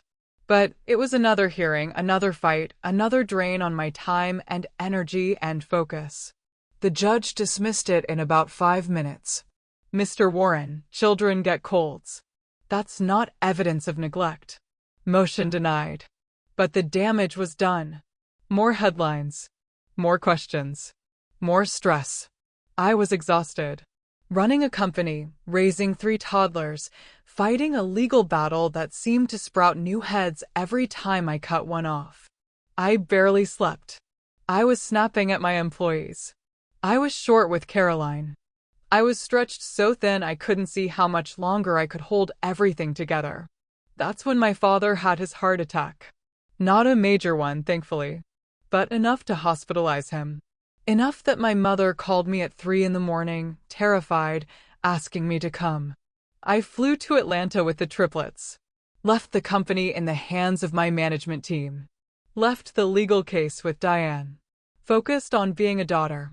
My father was stable by the time I got there. Tired and scared, but alive. "I'm all right, baby girl," he said when I came into his hospital room. "Doctors say I'll be fine. Just need to take better care of myself." I held his hand and cried. All the stress, all the pressure, all the fear I'd been holding in came pouring out. "I can't do this anymore, Daddy. It's too much. Every time I think we're winning, something else happens. I'm so tired. You're the strongest person I know, Naomi. You've already survived the worst of it. What if I haven't? What if it just keeps getting worse? Then you keep fighting. Because those babies upstairs need you. That company you built needs you. And you didn't come this far to give up now." He was right. I knew he was right. But knowing it and feeling it were 2 different things. I stayed in Atlanta for a week. Made sure my father was stable. Helped my mother.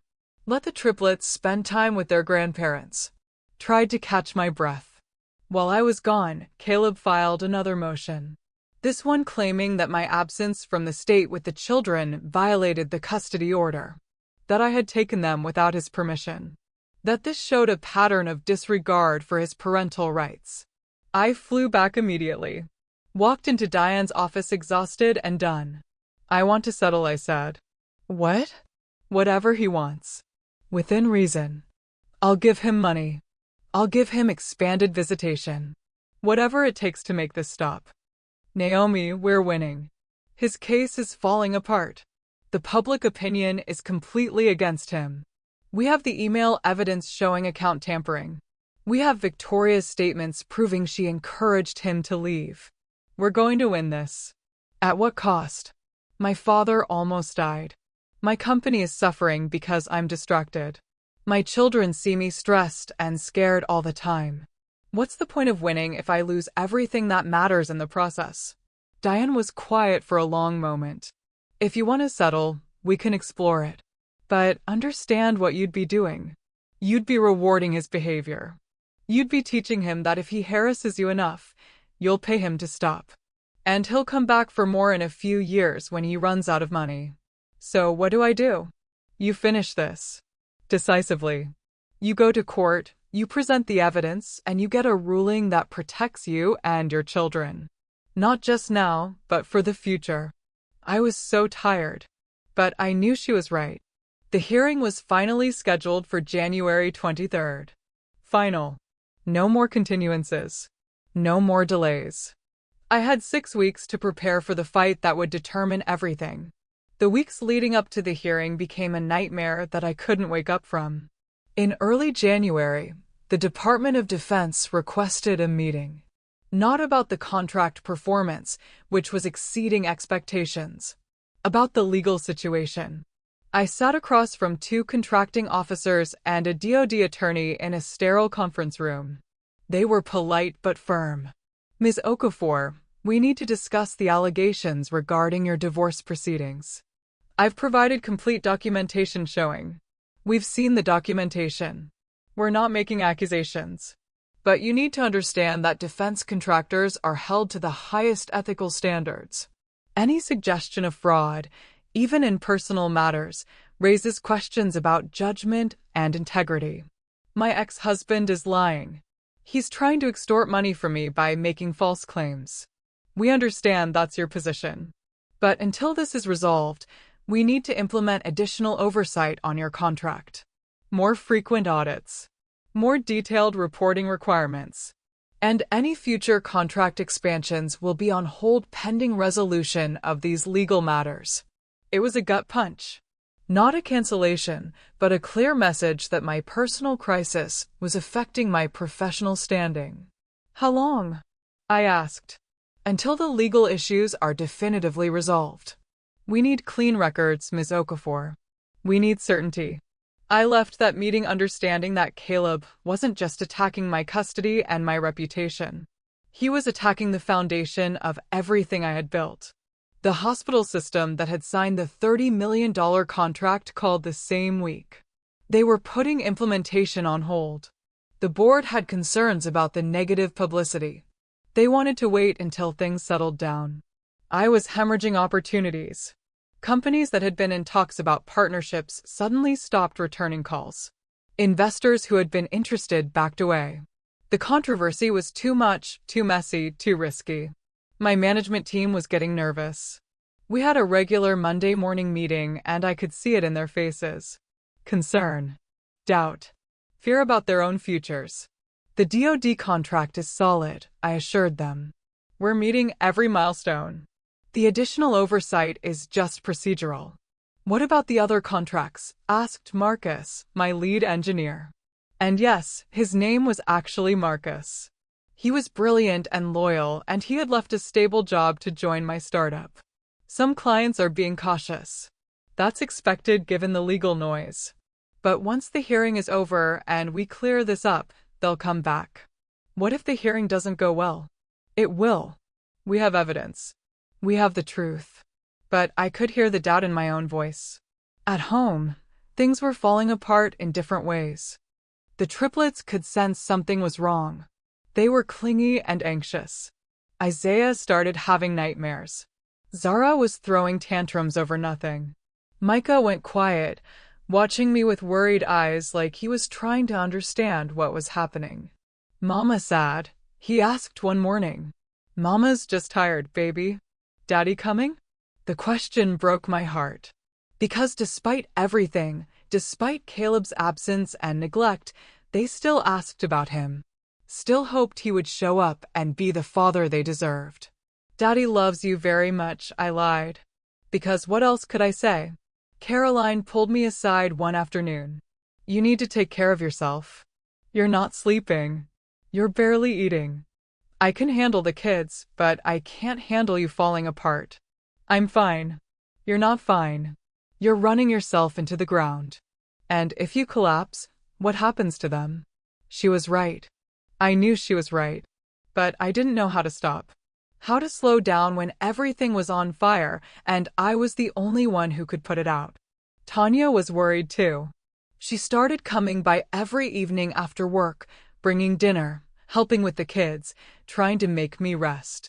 You're scaring me, she said one night after the triplets were in bed. You look like you did right after the divorce. Like you're barely hanging on. Because I am barely hanging on. Everything I worked for is being destroyed by a man who couldn't handle being a father when it was hard, but wants to play the victim now that there's money involved.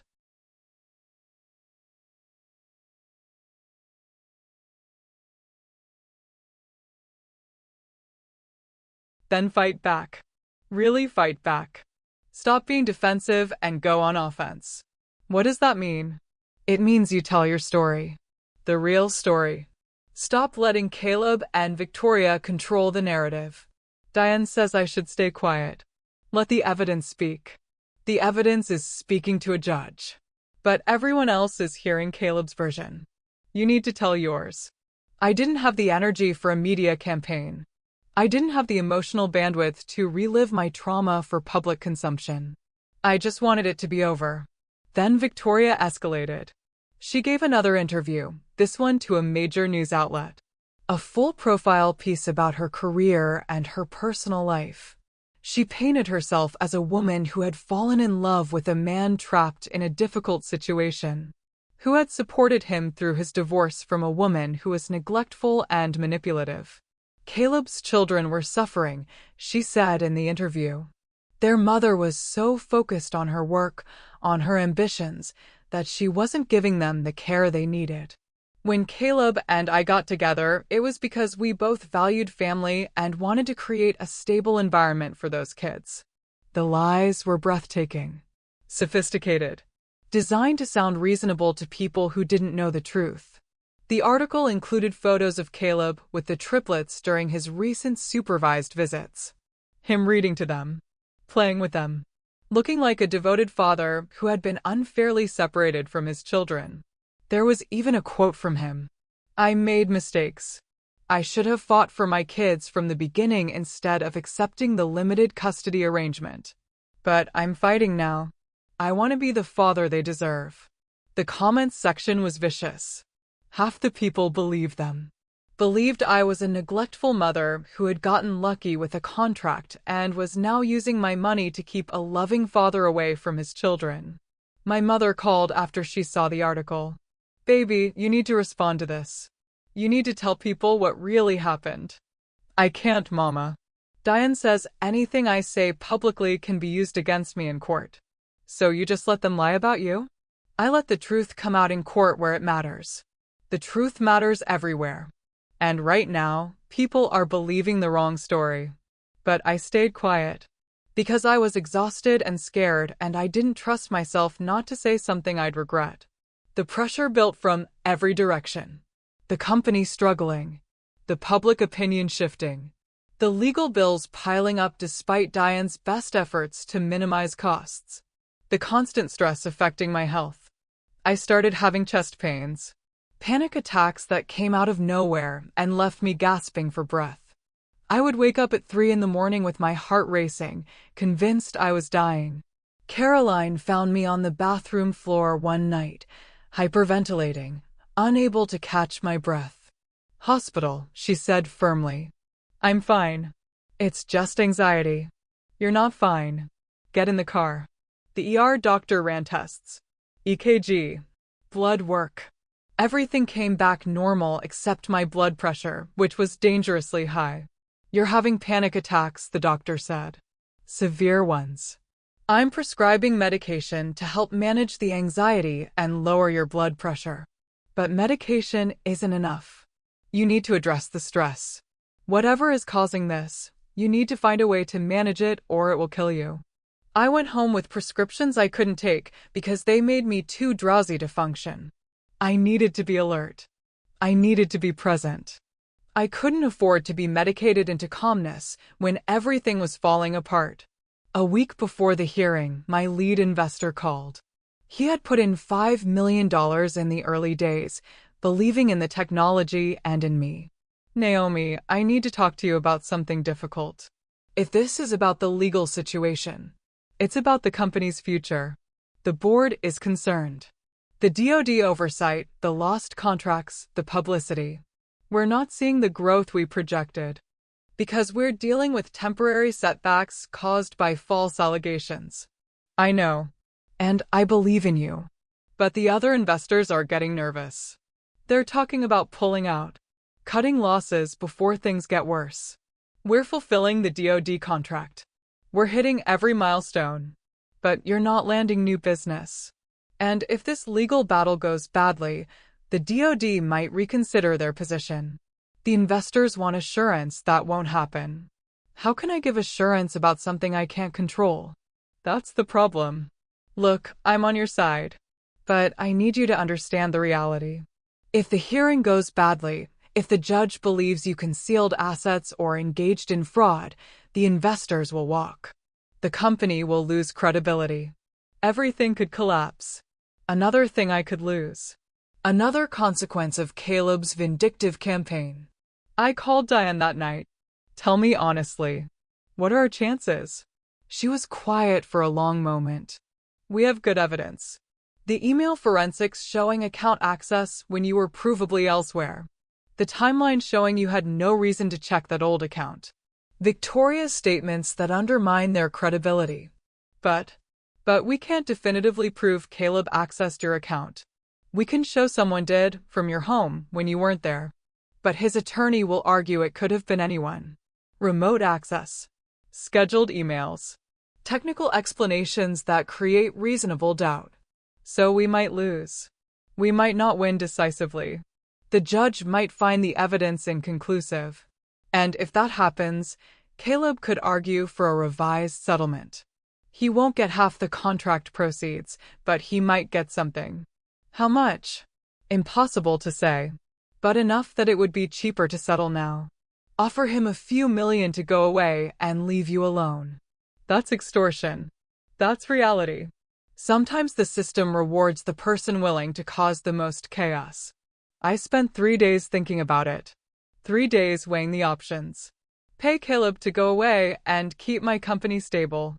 Or fight and risk losing everything on a legal ruling that might go either way. Tanya thought I should settle. Cut your losses. Pay him off. Protect the company and the kids. My mother thought I should fight. You give in now, he owns you forever. He'll be back for more every time he needs money. Caroline stayed neutral. Whatever you decide, we'll make it work. I didn't know what to do. Every option felt wrong. Every path led to some kind of loss. Then Caleb made the decision for me. He filed another emergency motion. This one claiming that I had violated the custody order by discussing the case with the children. That Isaiah had told him during a visit that Mama is sad because of Daddy. That this proved I was poisoning them against him. It was absurd. A 2-year-old's comment taken wildly out of context. But it was another hearing, another fight, another accusation. And this one came with a request for immediate temporary custody pending investigation. He wanted the children removed from my care based on a toddler's statement that I was sad. The hearing was scheduled for 3 days before the main custody hearing. Emergency motion, expedited review. I sat in Diane's office staring at the filing. He's trying to take my children. He won't succeed. This is obvious retaliation. No judge is going to remove kids from a stable home because their mother is stressed about a custody battle. But what if they do? What if the judge thinks there's something to it? Then we appeal. We fight. But Naomi, this is harassment. This is exactly the kind of behavior that will hurt him in the main hearing. Unless it works. Unless he gets what he wants. I couldn't sleep that night. Or the next night. I lay awake imagining them taking my children. Imagining Isaiah, Micah, and Zara being placed with Caleb and Victoria. Imagining them scared and confused and thinking I had abandoned them. The emergency hearing was on a Tuesday morning. I walked into the courtroom feeling like I was walking to my own execution. Caleb was there with his attorney. Victoria sat in the gallery behind him. They both looked confident, calm, like they knew something I didn't. The judge was a woman in her 60s named Patricia Hendricks. She had a reputation for being fair but tough. No nonsense. Caleb's attorney presented their case. The statement from Isaiah. Their concern that I was emotionally manipulating the children. Their request for temporary custody while the broader issues were investigated. Diane destroyed it in about 10 minutes. She presented my medical records showing the panic attacks and stress. Caroline's statement about my consistent, loving care of the children. The pediatrician's statement that the triplets were thriving, healthy, and showed no signs of emotional distress. Judge Hendricks looked irritated. Mr. Warren, your son said his mother was sad. That's not evidence of manipulation. That's evidence that your 2-year-old is observant. Motion denied. We won. But it didn't feel like winning. It felt like surviving. Barely. I walked out of that courtroom shaking. Went to the bathroom and threw up from the stress. Sat on the cold tile floor and cried. Caroline found me there. Come on. Let's go home. I can't do this anymore. I can't keep fighting him. I can't keep living like this. Yes, you can. Because you don't have a choice. I could settle. I could give him what he wants. And then what? You think he stops? You think he doesn't come back for more? At least it would be over. It would never be over. You know that. I knew. But I was so tired. So broken. So completely out of strength. That night, I sat in the dark in my living room after the kids were asleep. I pulled up my email and started typing a message to Diane. Let's explore settlement options. I'm ready to negotiate. My finger hovered over the send button. One click and this would be over. One click and Caleb would win. One click and I would be admitting that his campaign of harassment had worked. I thought about my children. About what I would tell them when they were older. About what lesson this would teach them about standing up for yourself, about fighting for what's right, about not letting bullies win. I thought about my father in that hospital bed telling me I was strong enough to finish this. I thought about every woman who had been in my position. Abandoned by a husband who couldn't handle hard times. Left to pick up the pieces alone. Fighting for basic dignity and respect. I deleted the email. I wasn't settling. I was finishing this.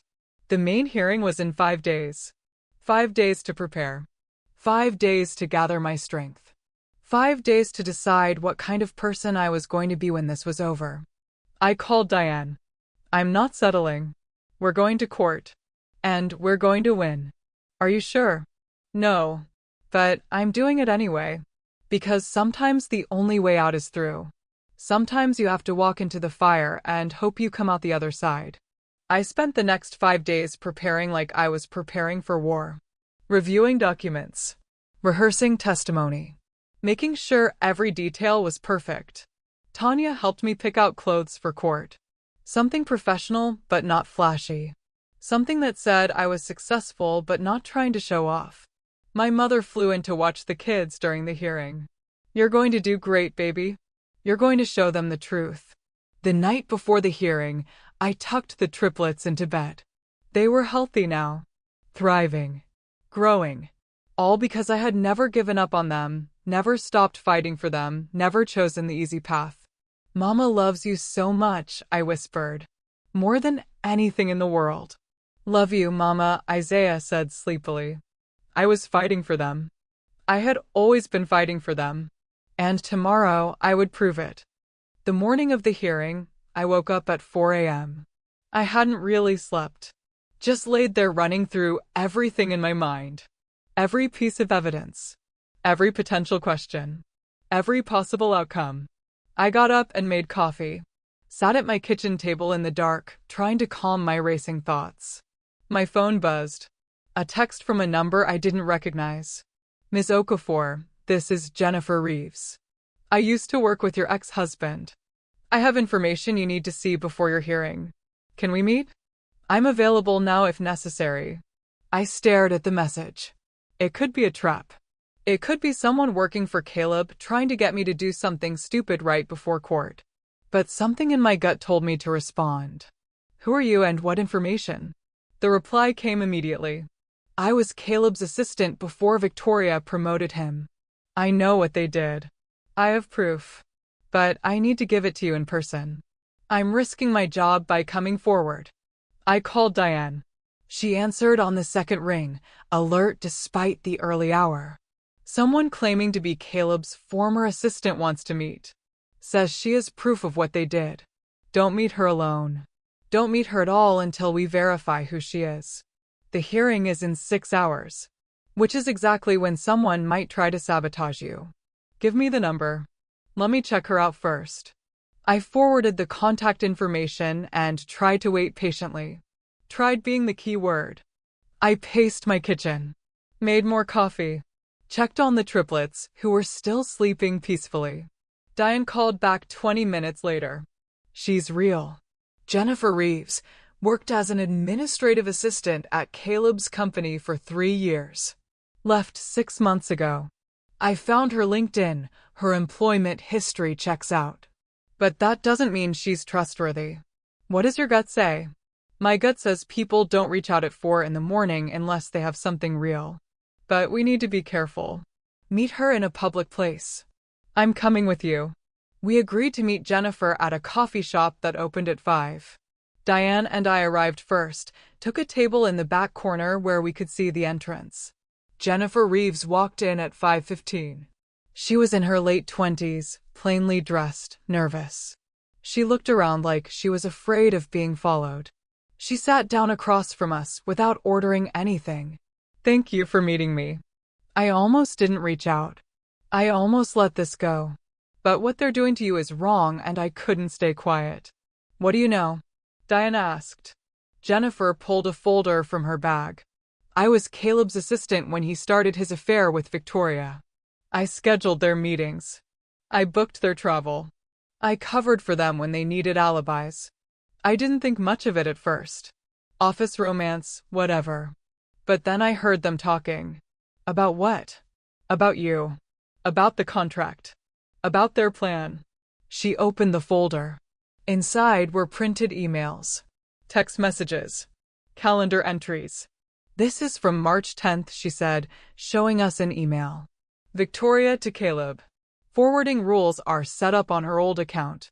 Anything from DOD will come straight to you. She'll never see it. File next week like we discussed. My breath caught. There it was. Proof that they had deliberately hidden the DOD emails from me. There's more, Jennifer continued. She showed us text messages between Caleb and Victoria, dated March 12th. Victoria, are you sure she doesn't know about the contract? Caleb, positive. I've been monitoring her accounts. She hasn't checked the old email in months. She has no idea. Victoria, perfect. File this week. The contract won't show up in the settlement if she doesn't know it exists. Caleb, and if she finds out later? Victoria, community property ends at divorce filing. Anything she discovers after is hers alone. You're walking away clean. They planned it, I whispered. They knew about the contract and they planned the divorce around it. Not exactly, Jennifer said. They thought they were being clever. They thought the contract would be awarded to you months later, after the divorce was final. They were trying to make sure Caleb got out before you succeeded. They didn't realize the contract was already approved. They just thought they were avoiding future success. Which is still fraud, Diane said. She was reading through the documents quickly, her expression intense. This is proof of conspiracy to conceal marital assets. This is evidence of hacking into your email account. This is everything we need. Why are you coming forward now? I asked Jennifer. Why risk this? Because I have a daughter, she said quietly. She's 3. And 6 months ago, my husband left me for someone he works with.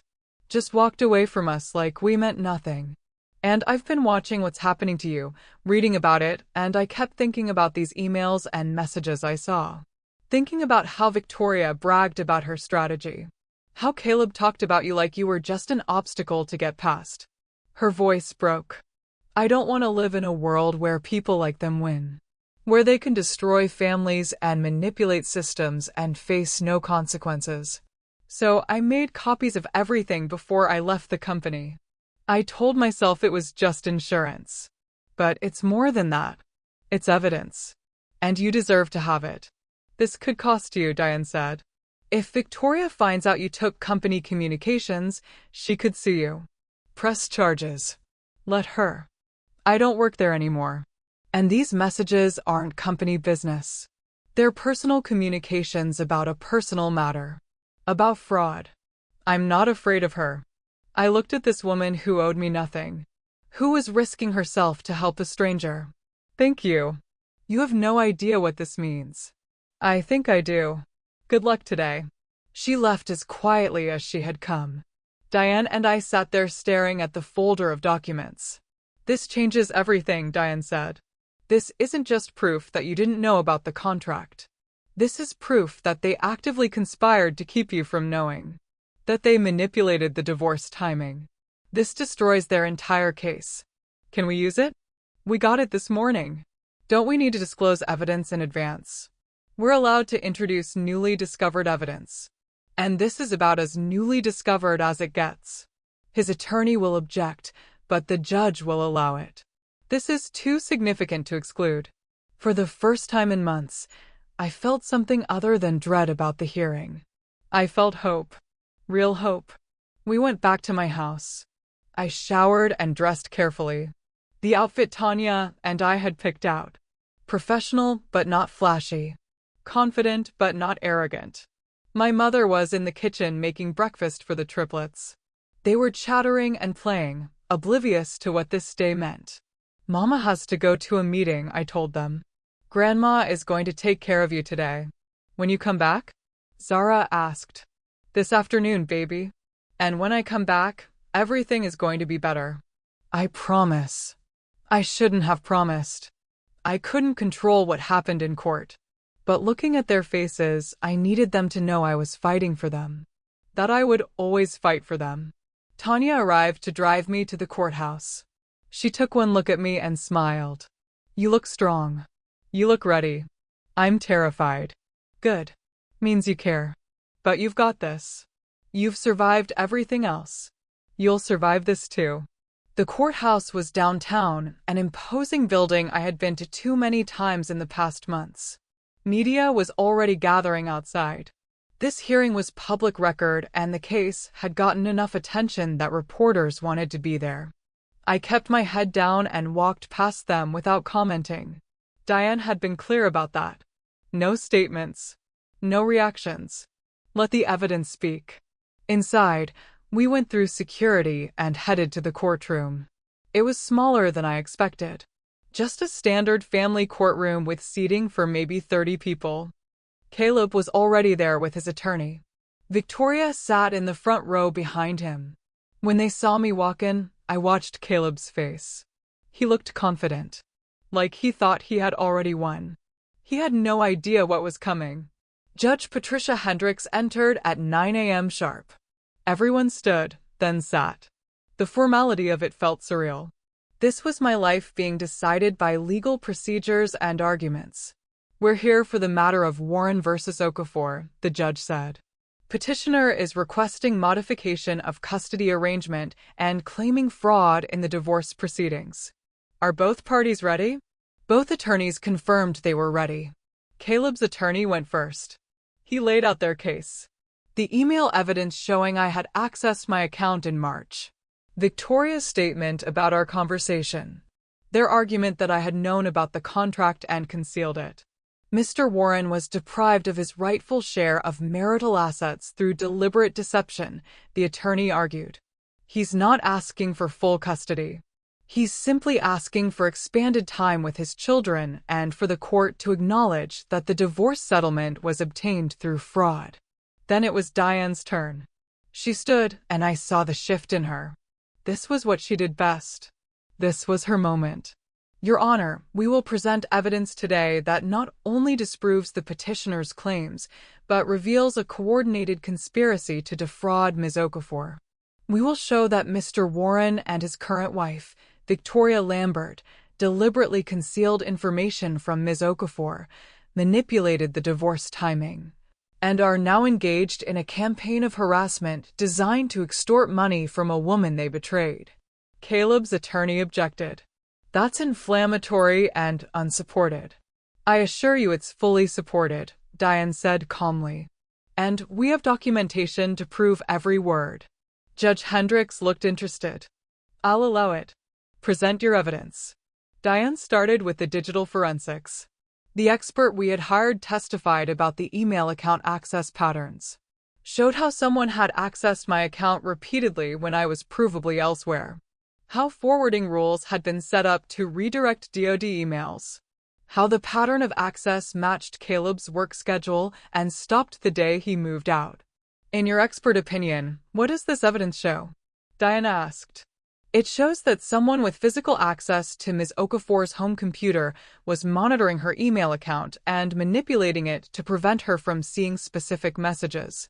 The sophistication and timing suggest someone who knew what they were looking for. Could Ms. Okafor have done this herself? Technically possible, but unlikely. The access patterns don't match her documented activities. And there would be no logical reason for her to hide emails from herself. Then Diane called me to the stand.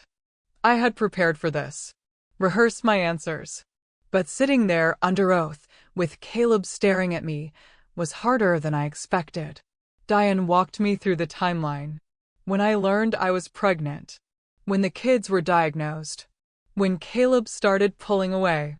When he served the papers. Did you know about the DoD contract when your husband filed for divorce? No. I had no idea. I hadn't been checking that email account for months.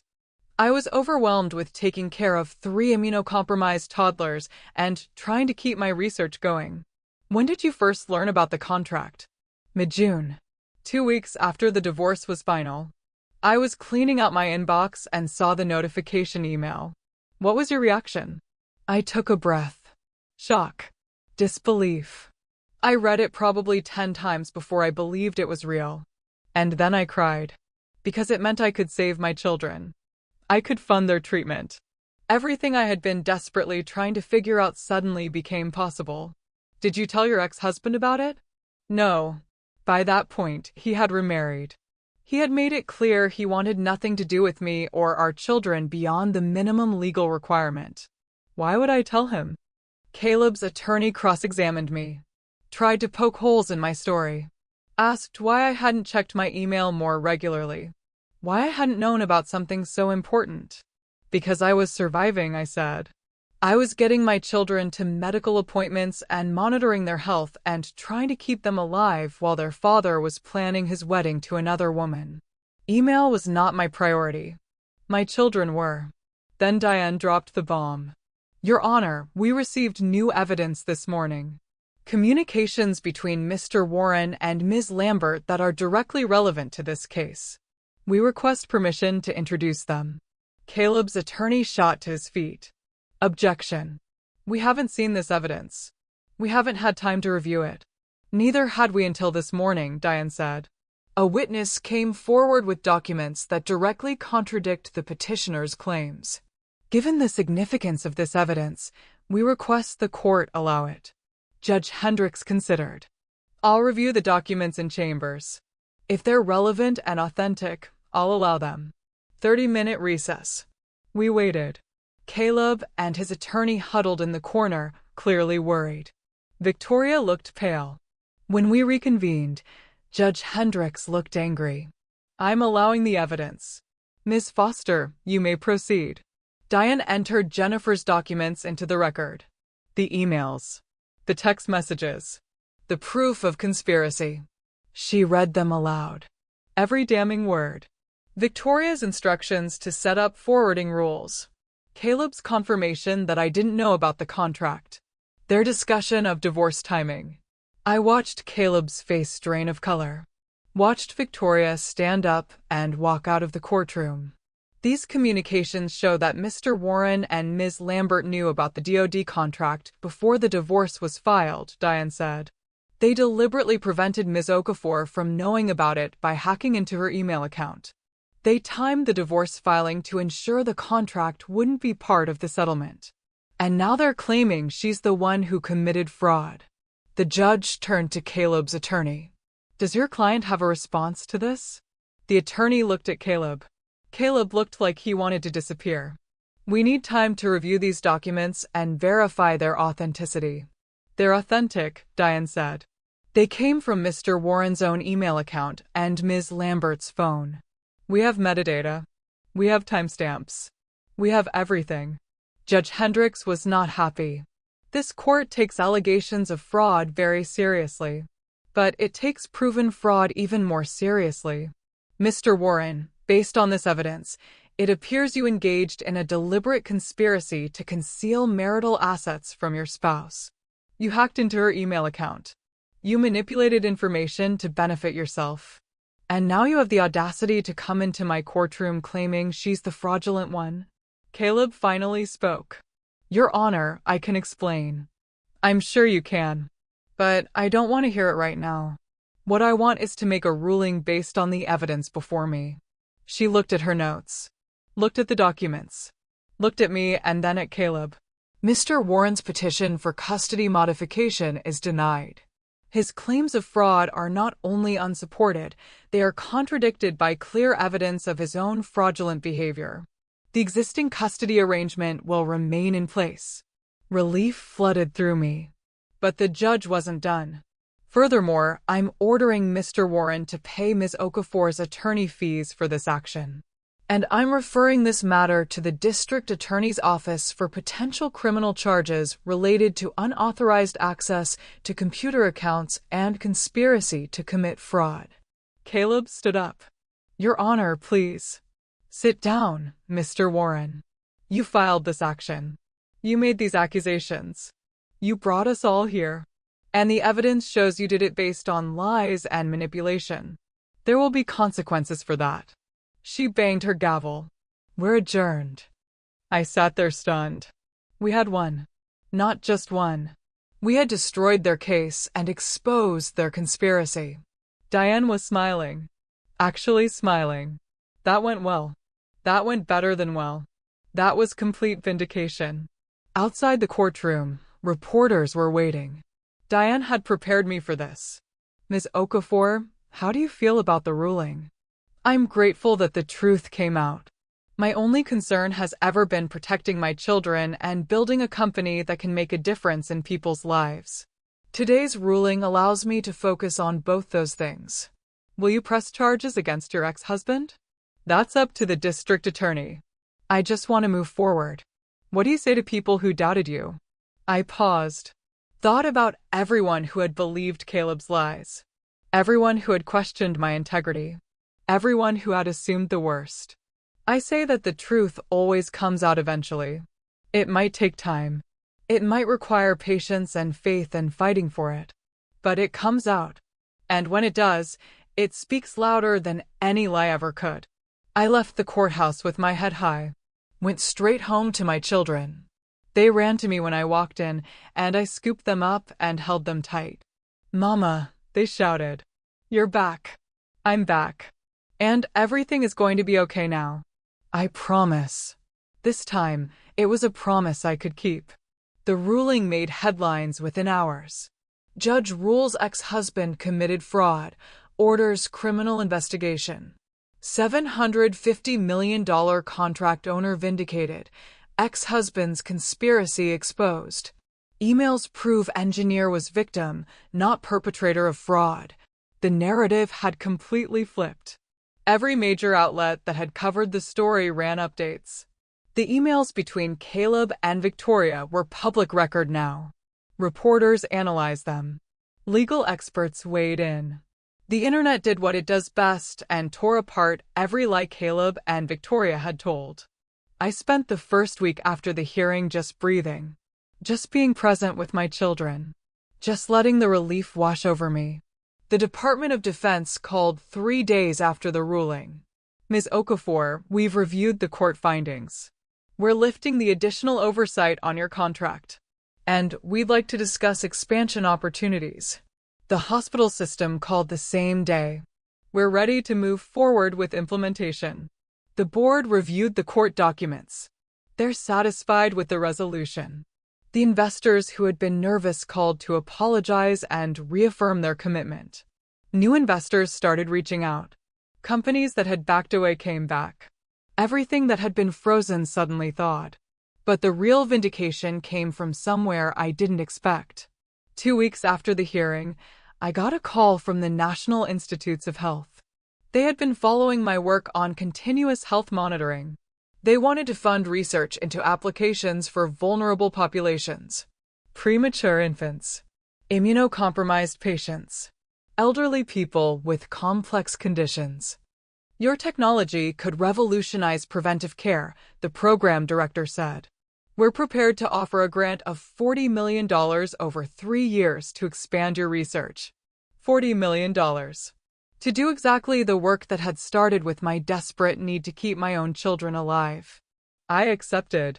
And when the press release went out, it included something personal. A statement about why I had developed this technology. This work began when my triplets were diagnosed with SCID, and I needed a way to monitor their health constantly. Every parent of a medically fragile child knows the fear of missing a warning sign, of being too late. This technology was born from that fear and from love. I'm honored to continue developing it to help other families facing similar challenges. The response was overwhelming. Parents of sick children reached out to share their stories. Doctors contacted me about clinical trials. Hospitals wanted to partner on research. My personal story, the one I had tried to keep private, became the foundation for something bigger than I had imagined. A major news network reached out requesting an interview. A long-form piece about my journey. From abandoned mother to successful CEO. From victim of fraud to vindicated innovator. Diane advised me to do it. Control your narrative. Tell your story on your terms. So I agreed. The interview was scheduled for early February. They sent a producer to pre-interview me, to understand the full story. She was a woman in her 40s named Angela, and she cried when I told her about sitting in the hospital with Isaiah while Caleb married Victoria. This is the kind of story people need to hear, she said. Not just the success. The struggle. The choices you made. The fact that you kept going when everything said to give up. The interview was filmed at my home. They wanted to see where I worked, where I raised my children, where I had built everything. The interviewer was a well-known journalist named Patricia Mills. Fair, tough, respected. She didn't do puff pieces. We sat in my living room while the triplets played nearby with Caroline supervising. Patricia asked about everything. The marriage. The diagnosis, the abandonment, the contract, the legal battle. When Caleb served you with divorce papers, when he married Victoria the next week, when you were alone with 3 desperately sick children, what kept you going? I looked over at Isaiah, Micah, and Zara. Healthy now. Thriving. Them. The knowledge that giving up wasn't an option. That they needed me to be strong even when I didn't feel strong. That the work I was doing could save their lives. Did you ever imagine it would lead to this? To multiple contracts worth hundreds of millions of dollars? No. I just wanted to keep my babies alive. I wanted to solve a problem that was destroying my family. The fact that the solution helped other people, that it became valuable, that was unexpected. Your ex-husband clearly didn't expect it either. No. He saw my research as a hobby. As a distraction from what he thought should be my real focus, which was managing the home and the children. He never believed it could become what it has. How does it feel knowing he tried to claim credit for your success? That he argued he deserved a portion of something he had mocked and dismissed? I chose my words carefully. It feels like validation. Not because I need his recognition, but because it proves that the work was real. That the hours I spent researching while he slept in the guest room, the grants I applied for while he traveled with his girlfriend, the prototypes I built while he planned his new life, all of it mattered. All of it was building something valuable even when he couldn't see it. The emails that came out in court showed he and Victoria deliberately hid information about your contract. How did you feel reading those? Angry. Betrayed all over again. But also relieved. Because they proved I wasn't crazy. I wasn't making up the conspiracy. They really had plotted against me.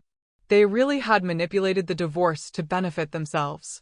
Having that validation, having proof, it was worth everything I went through to get it. What do you want people to understand about your story? I thought about that. About all the women who had reached out to me. All the parents fighting for their kids. All the people building something against impossible odds. I want them to understand that loyalty matters. That showing up matters. That the work you do when no one is watching, when no one believes in you, when everyone says it's pointless, that work still counts. My ex-husband chose the easy path. He chose immediate gratification and status over the hard work of being present. And he lost everything that mattered. I chose my children. I chose my values. I chose to keep building even when it seemed hopeless. And I gained everything. Patricia leaned forward. Your children are healthy now. Thriving. That must feel like a miracle. It is a miracle. The gene therapy worked. Their immune systems are rebuilding. They can be normal kids now. They can go to school, play with friends, live without constant fear. That's worth more than any contract, any amount of money, any vindication. And professionally, your company is valued at over $2 billion now. You're being called one of the most innovative biomedical engineers of your generation. Does that feel real? Sometimes. Other times I'm still the exhausted mother in a hospital parking lot looking at pictures of my ex-husband's wedding. Both versions are real. Both are part of the story. The interview would air in March. But clips started circulating online immediately. My statement about loyalty and showing up went viral. Women shared it with comments about their own experiences. This is exactly what I needed to hear. This gave me strength to keep fighting. Thank you for telling the truth about how hard it is. I became, unexpectedly, a voice for abandoned mothers, for women building businesses, for parents of sick children, for anyone who had been dismissed and underestimated. Invitations started pouring in. Speaking engagements, conferences, awards ceremonies. One invitation stood out. The National Women's Business Council wanted to honor me at their annual gala, present me with their Entrepreneur of the Year award. It's a big deal, Diane told me. Presidential attendance. Major media coverage. This would cement your reputation not just as someone who survived adversity, but as a legitimate business leader. The gala was scheduled for late March. Black tie. Washington, D.C. The kind of event I would have been terrified of a year ago. But I wasn't that person anymore. I had faced down my ex-husband in court. I had built a company from nothing.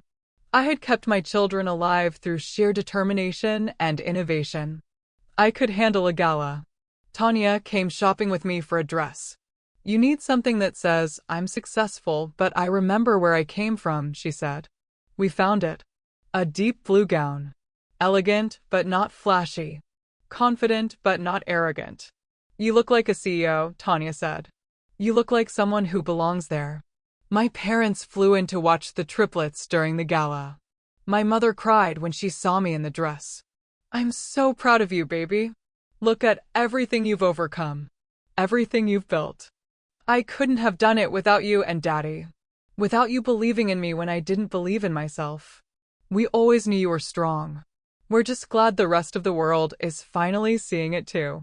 The gala was at a historic hotel in D.C. Red carpet. Photographers. The kind of event I had only seen on television. I walked in with my head high.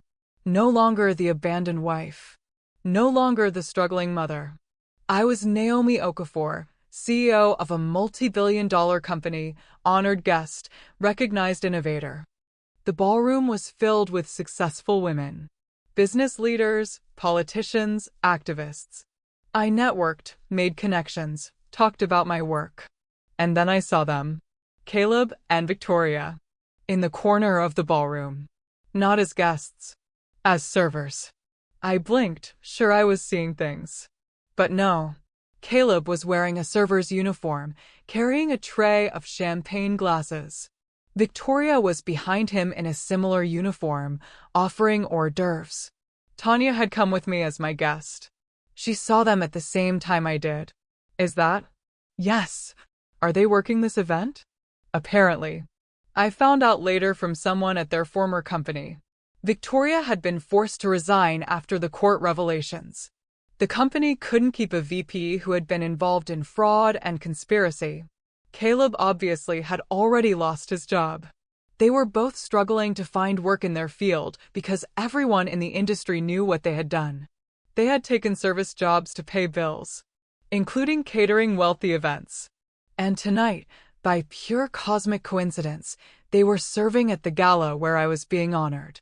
I watched Caleb move through the crowd offering drinks to people who had no idea who he was. Watched him see me across the room. Watched the recognition and shock on his face. He dropped his tray. Champagne glasses shattered on the marble floor. The room went silent. Everyone turned to look. Caleb stood there frozen, staring at me. At the woman he had abandoned, now dressed in a designer gown, about to receive a national award, surrounded by the kind of success and recognition he had always wanted. A supervisor rushed over to address the broken glasses. Victoria appeared at Caleb's side, saw me, and understood immediately. I could have looked away, could have pretended not to see them, could have been gracious. But I had been gracious for too long. I had been understanding and patient and willing to take the high road. Tonight, I wanted them to see exactly what they had lost. I walked over. The crowd parted. People sensed something was happening. Some of them probably recognized Caleb and Victoria from the media coverage. I stopped a few feet away from them. Caleb. Victoria. What a surprise seeing you here. Caleb couldn't speak. He just stared at me like he was seeing a ghost. Victoria found her voice. Naomi. Congratulations on your award. Thank you. It's quite an honor. Being recognized for building a successful company from the ground up. You know how it is. Oh wait, you don't. You know how it is to take credit for other people's work. That's different. We're working, Victoria said tightly. We should get back to it. Of course. Don't let me keep you. Though I have to say, the irony is beautiful. You left me with $17 in my checking account while you planned your wedding and your future empire. And now you're serving champagne at my award ceremony. You've made your point, Caleb said finally. His voice was hollow. Have I? Because I'm not sure I have. You told me my work was a hobby. You told me I was wasting my time. You mocked my research while you planned your escape with her. And now my hobby is worth billions and you're cleaning up broken glass. Naomi, he started. Do you want to know the best part? The part that makes all of this perfect?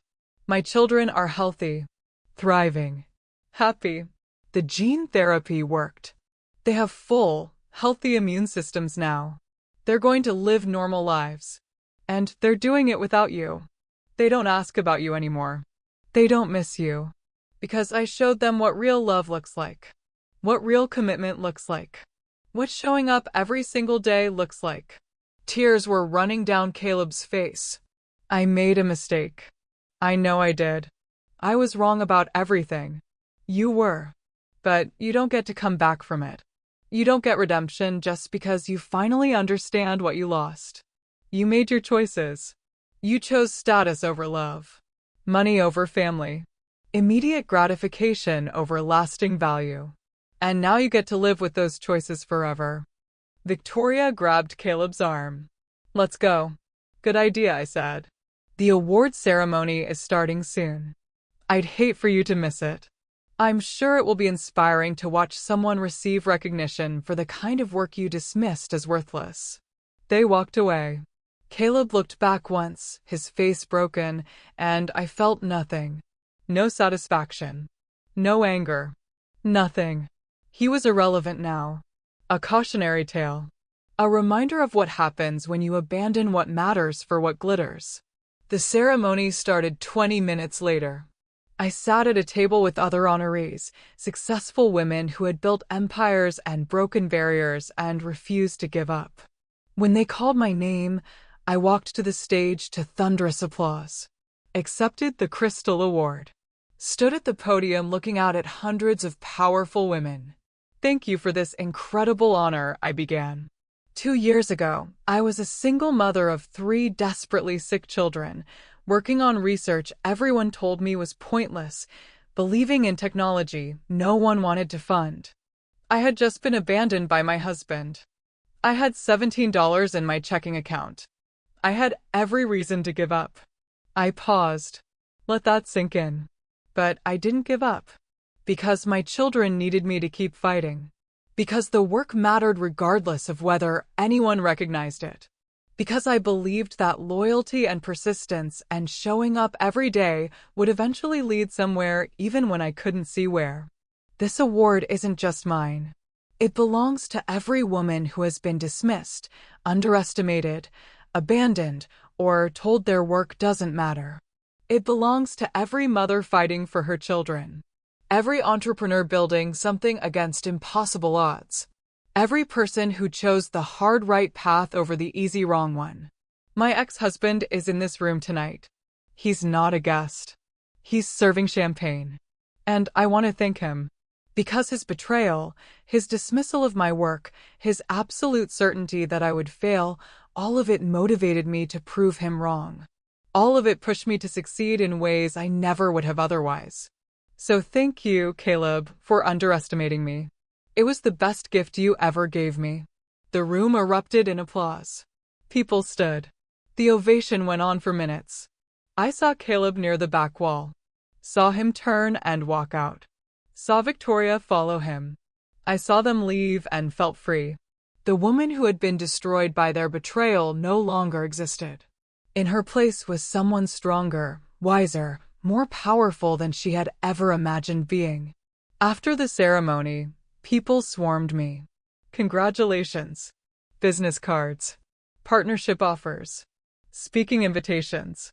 A woman in her 60s approached. Distinguished, elegant. Ms. Okafor, I'm Senator Margaret Thornton. I chair the Committee on Health Innovation. I'd love to discuss your technology's applications for underserved communities. Would you be available to testify before Congress? Testify before Congress. About the work Caleb had called a hobby. I'd be honored, Senator. More introductions. More opportunities. By the end of the night, I had commitments for 3 new contracts, 5 speaking engagements, and a book deal. A publisher wanted me to write about my journey. From abandoned mother to successful CEO. A story of resilience and innovation and justice. I said yes to all of it. The next morning, photos from the gala were everywhere. Me accepting the award. Me at the podium. Me networking with senators and CEOs and other honorees. And in a few photos, visible in the background, Caleb in his server's uniform. The internet noticed immediately. Is that her ex-husband serving drinks at her award ceremony? The man who left her for his boss is now working as a caterer at her gala?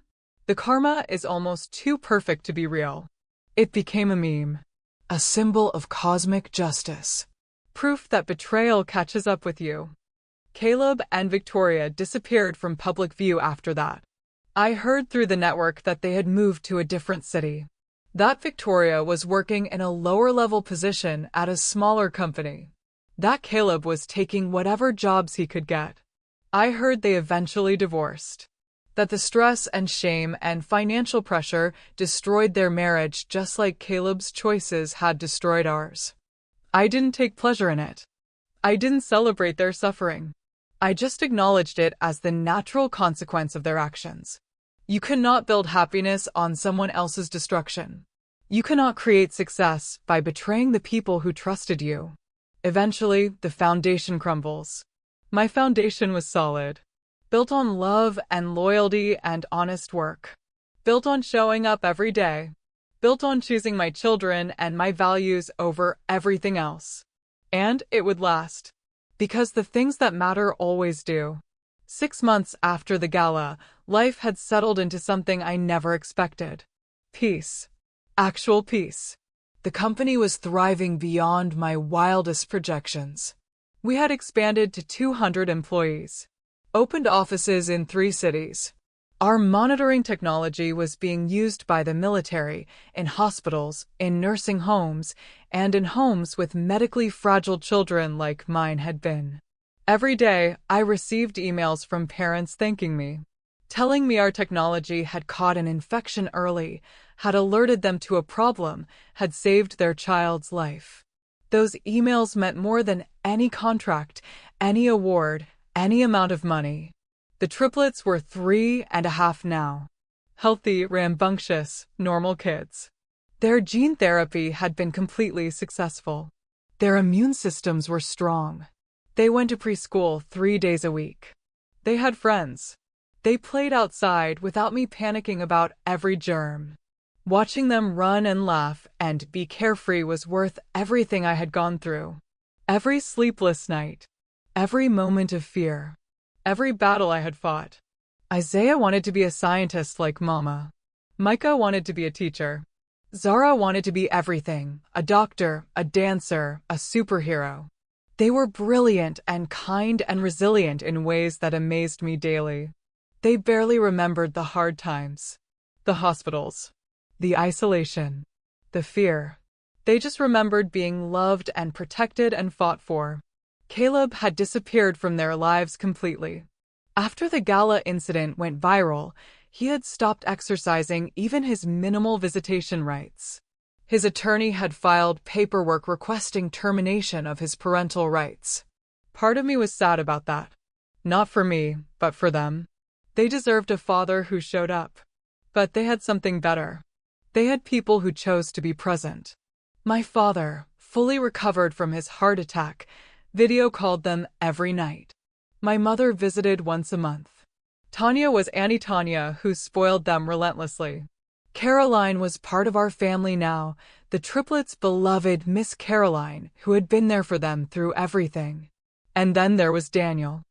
I met him at a medical technology conference in April. Dr. Daniel Osei, a pediatric immunologist who had pioneered some of the gene therapy protocols that had saved my children. He was giving a keynote speech about advances in SCID treatment. I approached him afterward to thank him. His research had directly contributed to my children's recovery. Your work saved my triplets' lives, I said.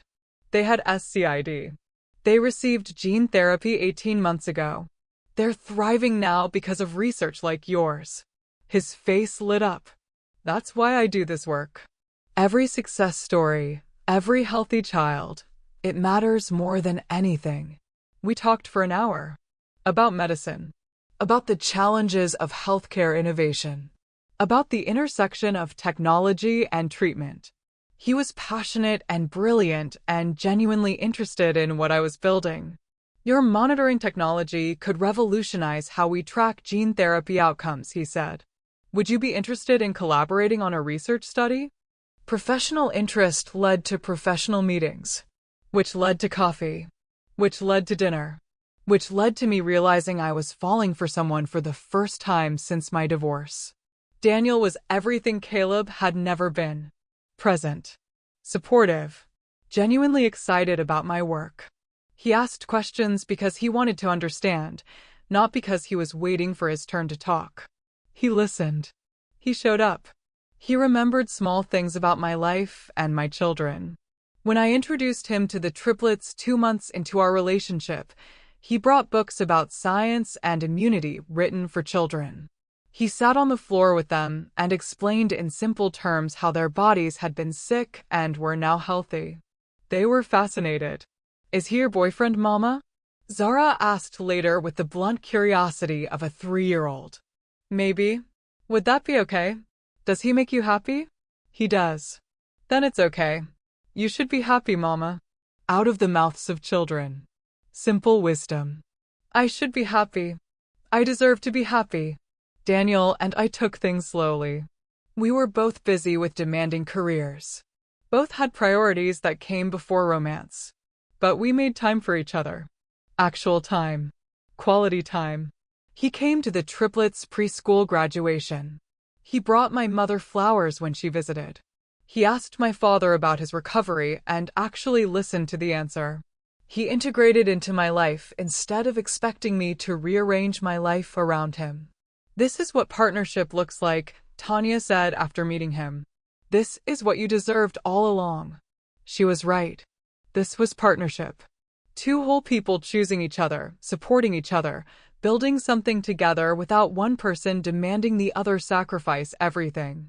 On the professional front, the congressional testimony happened in May.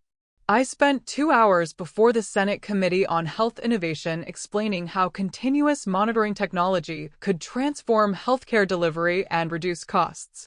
Senator Thornton championed legislation to fund implementation in underserved communities. The bill passed in July with bipartisan support. $50 million in federal funding for deploying monitoring technology in rural areas, low-income neighborhoods, and communities with limited healthcare access. My technology. My research. My hobby. Now part of federal healthcare policy. The book came out in September. From $17 to Billions, a story of resilience, innovation, and justice. It debuted at number 3 on the bestseller list. I did a book tour, spoke at libraries and bookstores and conferences, met thousands of women who shared their own stories of abandonment and resilience, who told me my story had given them strength to keep fighting. My husband left me when I got cancer, one woman said. Reading about how you survived and thrived, it helped me believe I could too. I'm a single mother building a business, another said. Everyone tells me I should give up and get a regular job. Your story reminds me why I keep going. Those conversations were the real reward. Knowing my experience meant something beyond my own survival. Knowing it helped others survive their own battles. In October, Forbes ran a cover story. Naomi Okafor, the biomedical engineer who turned betrayal into billions. The article detailed my journey, my company's success, and my impact on healthcare innovation. It mentioned Caleb briefly, Okafor's ex-husband, who famously left her days before she won a $750 million contract, now works in an undisclosed location and declined to comment for this story. That was all he got. A footnote. A cautionary tale. A reminder of what happens when you underestimate people. The article focused on what mattered. My technology. My children. My vision for the future of healthcare. My message about resilience and persistence and loyalty. Victoria got even less. A single sentence. His current wife, former executive Victoria Lambert, also declined to comment and could not be reached for this story. They had both faded into obscurity. Their moment of supposed triumph, stealing away together, planning their empire, had collapsed into irrelevance. Meanwhile, I was on magazine covers, testifying before Congress, building a company that was changing lives. The karma wasn't just poetic. It was perfect. In November, I received an unexpected call from Caleb's mother, Dorothy. I hadn't spoken to her since the divorce. She had sent a card when the triplets were born and nothing since. Naomi, I hope you don't mind me calling. I got your number from your mother, Mrs. Warren. This is a surprise. I wanted to apologize. For my son. For what he did to you and those beautiful babies. I raised him better than that. I don't know what happened to him, what made him think any of what he did was acceptable. That's kind of you to say. It's not kind. It's true. I saw the court documents. I read about what he and that woman did to you. The lies. The manipulation. I was ashamed. I am ashamed. You're not responsible for his choices. No, but I'm his mother. And I want you to know that what he did doesn't represent how he was raised. His father and I taught him about loyalty and commitment and taking care of family. He chose to ignore all of it. I appreciate you saying that. I also wanted to ask about my grandchildren. I haven't seen them since they were babies. I understand if you don't want me in their lives, given everything. But I'd like to try. I'd like to be a grandmother to them if you'll allow it. I thought about it. About whether I wanted any connection to Caleb's family. But Dorothy wasn't Caleb. She wasn't responsible for his failures. And the triplets deserved as much love as they could get. They'd like to know their grandmother. Why don't you come visit? We can see how it goes. She came the following month. Brought presents and photographs of Caleb as a child and stories about their family history. The triplets were cautious at first, then warmed to her. She was patient and kind and genuinely interested in them. They're remarkable, she told me as we watched them play. Smart and resilient and happy. You did that. You kept them safe and healthy and gave them a beautiful life. It wasn't always beautiful. Some parts were really ugly. But you kept going. That's what matters. My son gave up when things got hard. You didn't. You should be proud of what you've built. Dorothy became a regular presence in our lives. Not intrusive, just present. Another grandparent who loved the triplets and showed up for them.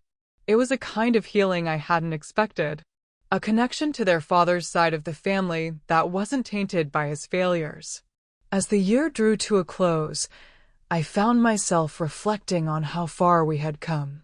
2 years ago, I had been alone with sick children and $17, watching the man I loved marry someone else. Now I had 3 healthy children, a thriving company, a man who loved me the right way, financial security, recognition for my work, peace. The company holiday party was in mid-December. 200 employees and their families celebrating an incredible year. We had exceeded every goal, every projection, every expectation. I stood at the podium to give my annual address, looked out at the faces of people who had believed in this vision and helped build it. 2 years ago, this company was me working alone in my bedroom while my children slept. Today, we're 200 strong. We've deployed technology that's monitoring the health of over 50,000 people. We've saved lives. We've changed the standard of care in multiple medical fields. And we're just getting started. Applause filled the room. I want to thank every person in this room for choosing to be part of this journey. For believing that health technology could be better, more accessible, more human. For working late nights and solving impossible problems and never giving up when things got hard. This company exists because we refused to accept that things couldn't change. Because we saw problems that needed solving and we solved them. Because we believed innovation matters and people matter, and showing up every day to do good work matters. Next year, we're expanding internationally. We're launching new products. We're partnering with organizations around the world to bring this technology to places that need it most.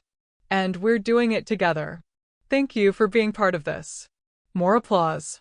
People standing. The energy in the room was electric.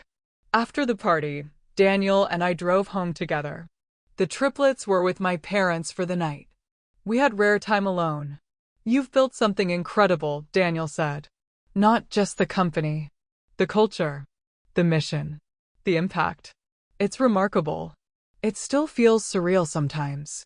Like I'm going to wake up and be back in that hospital parking lot with nothing.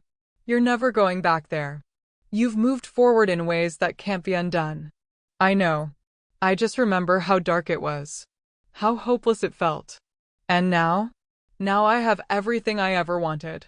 Just not the way I expected to get it. He took my hand. Can I tell you something? Of course. I love you. I know we've been taking things slow, and I'm not trying to rush anything. But I wanted you to know. I love you and your children and the life you've built. And I want to be part of it if you'll have me. My heart expanded.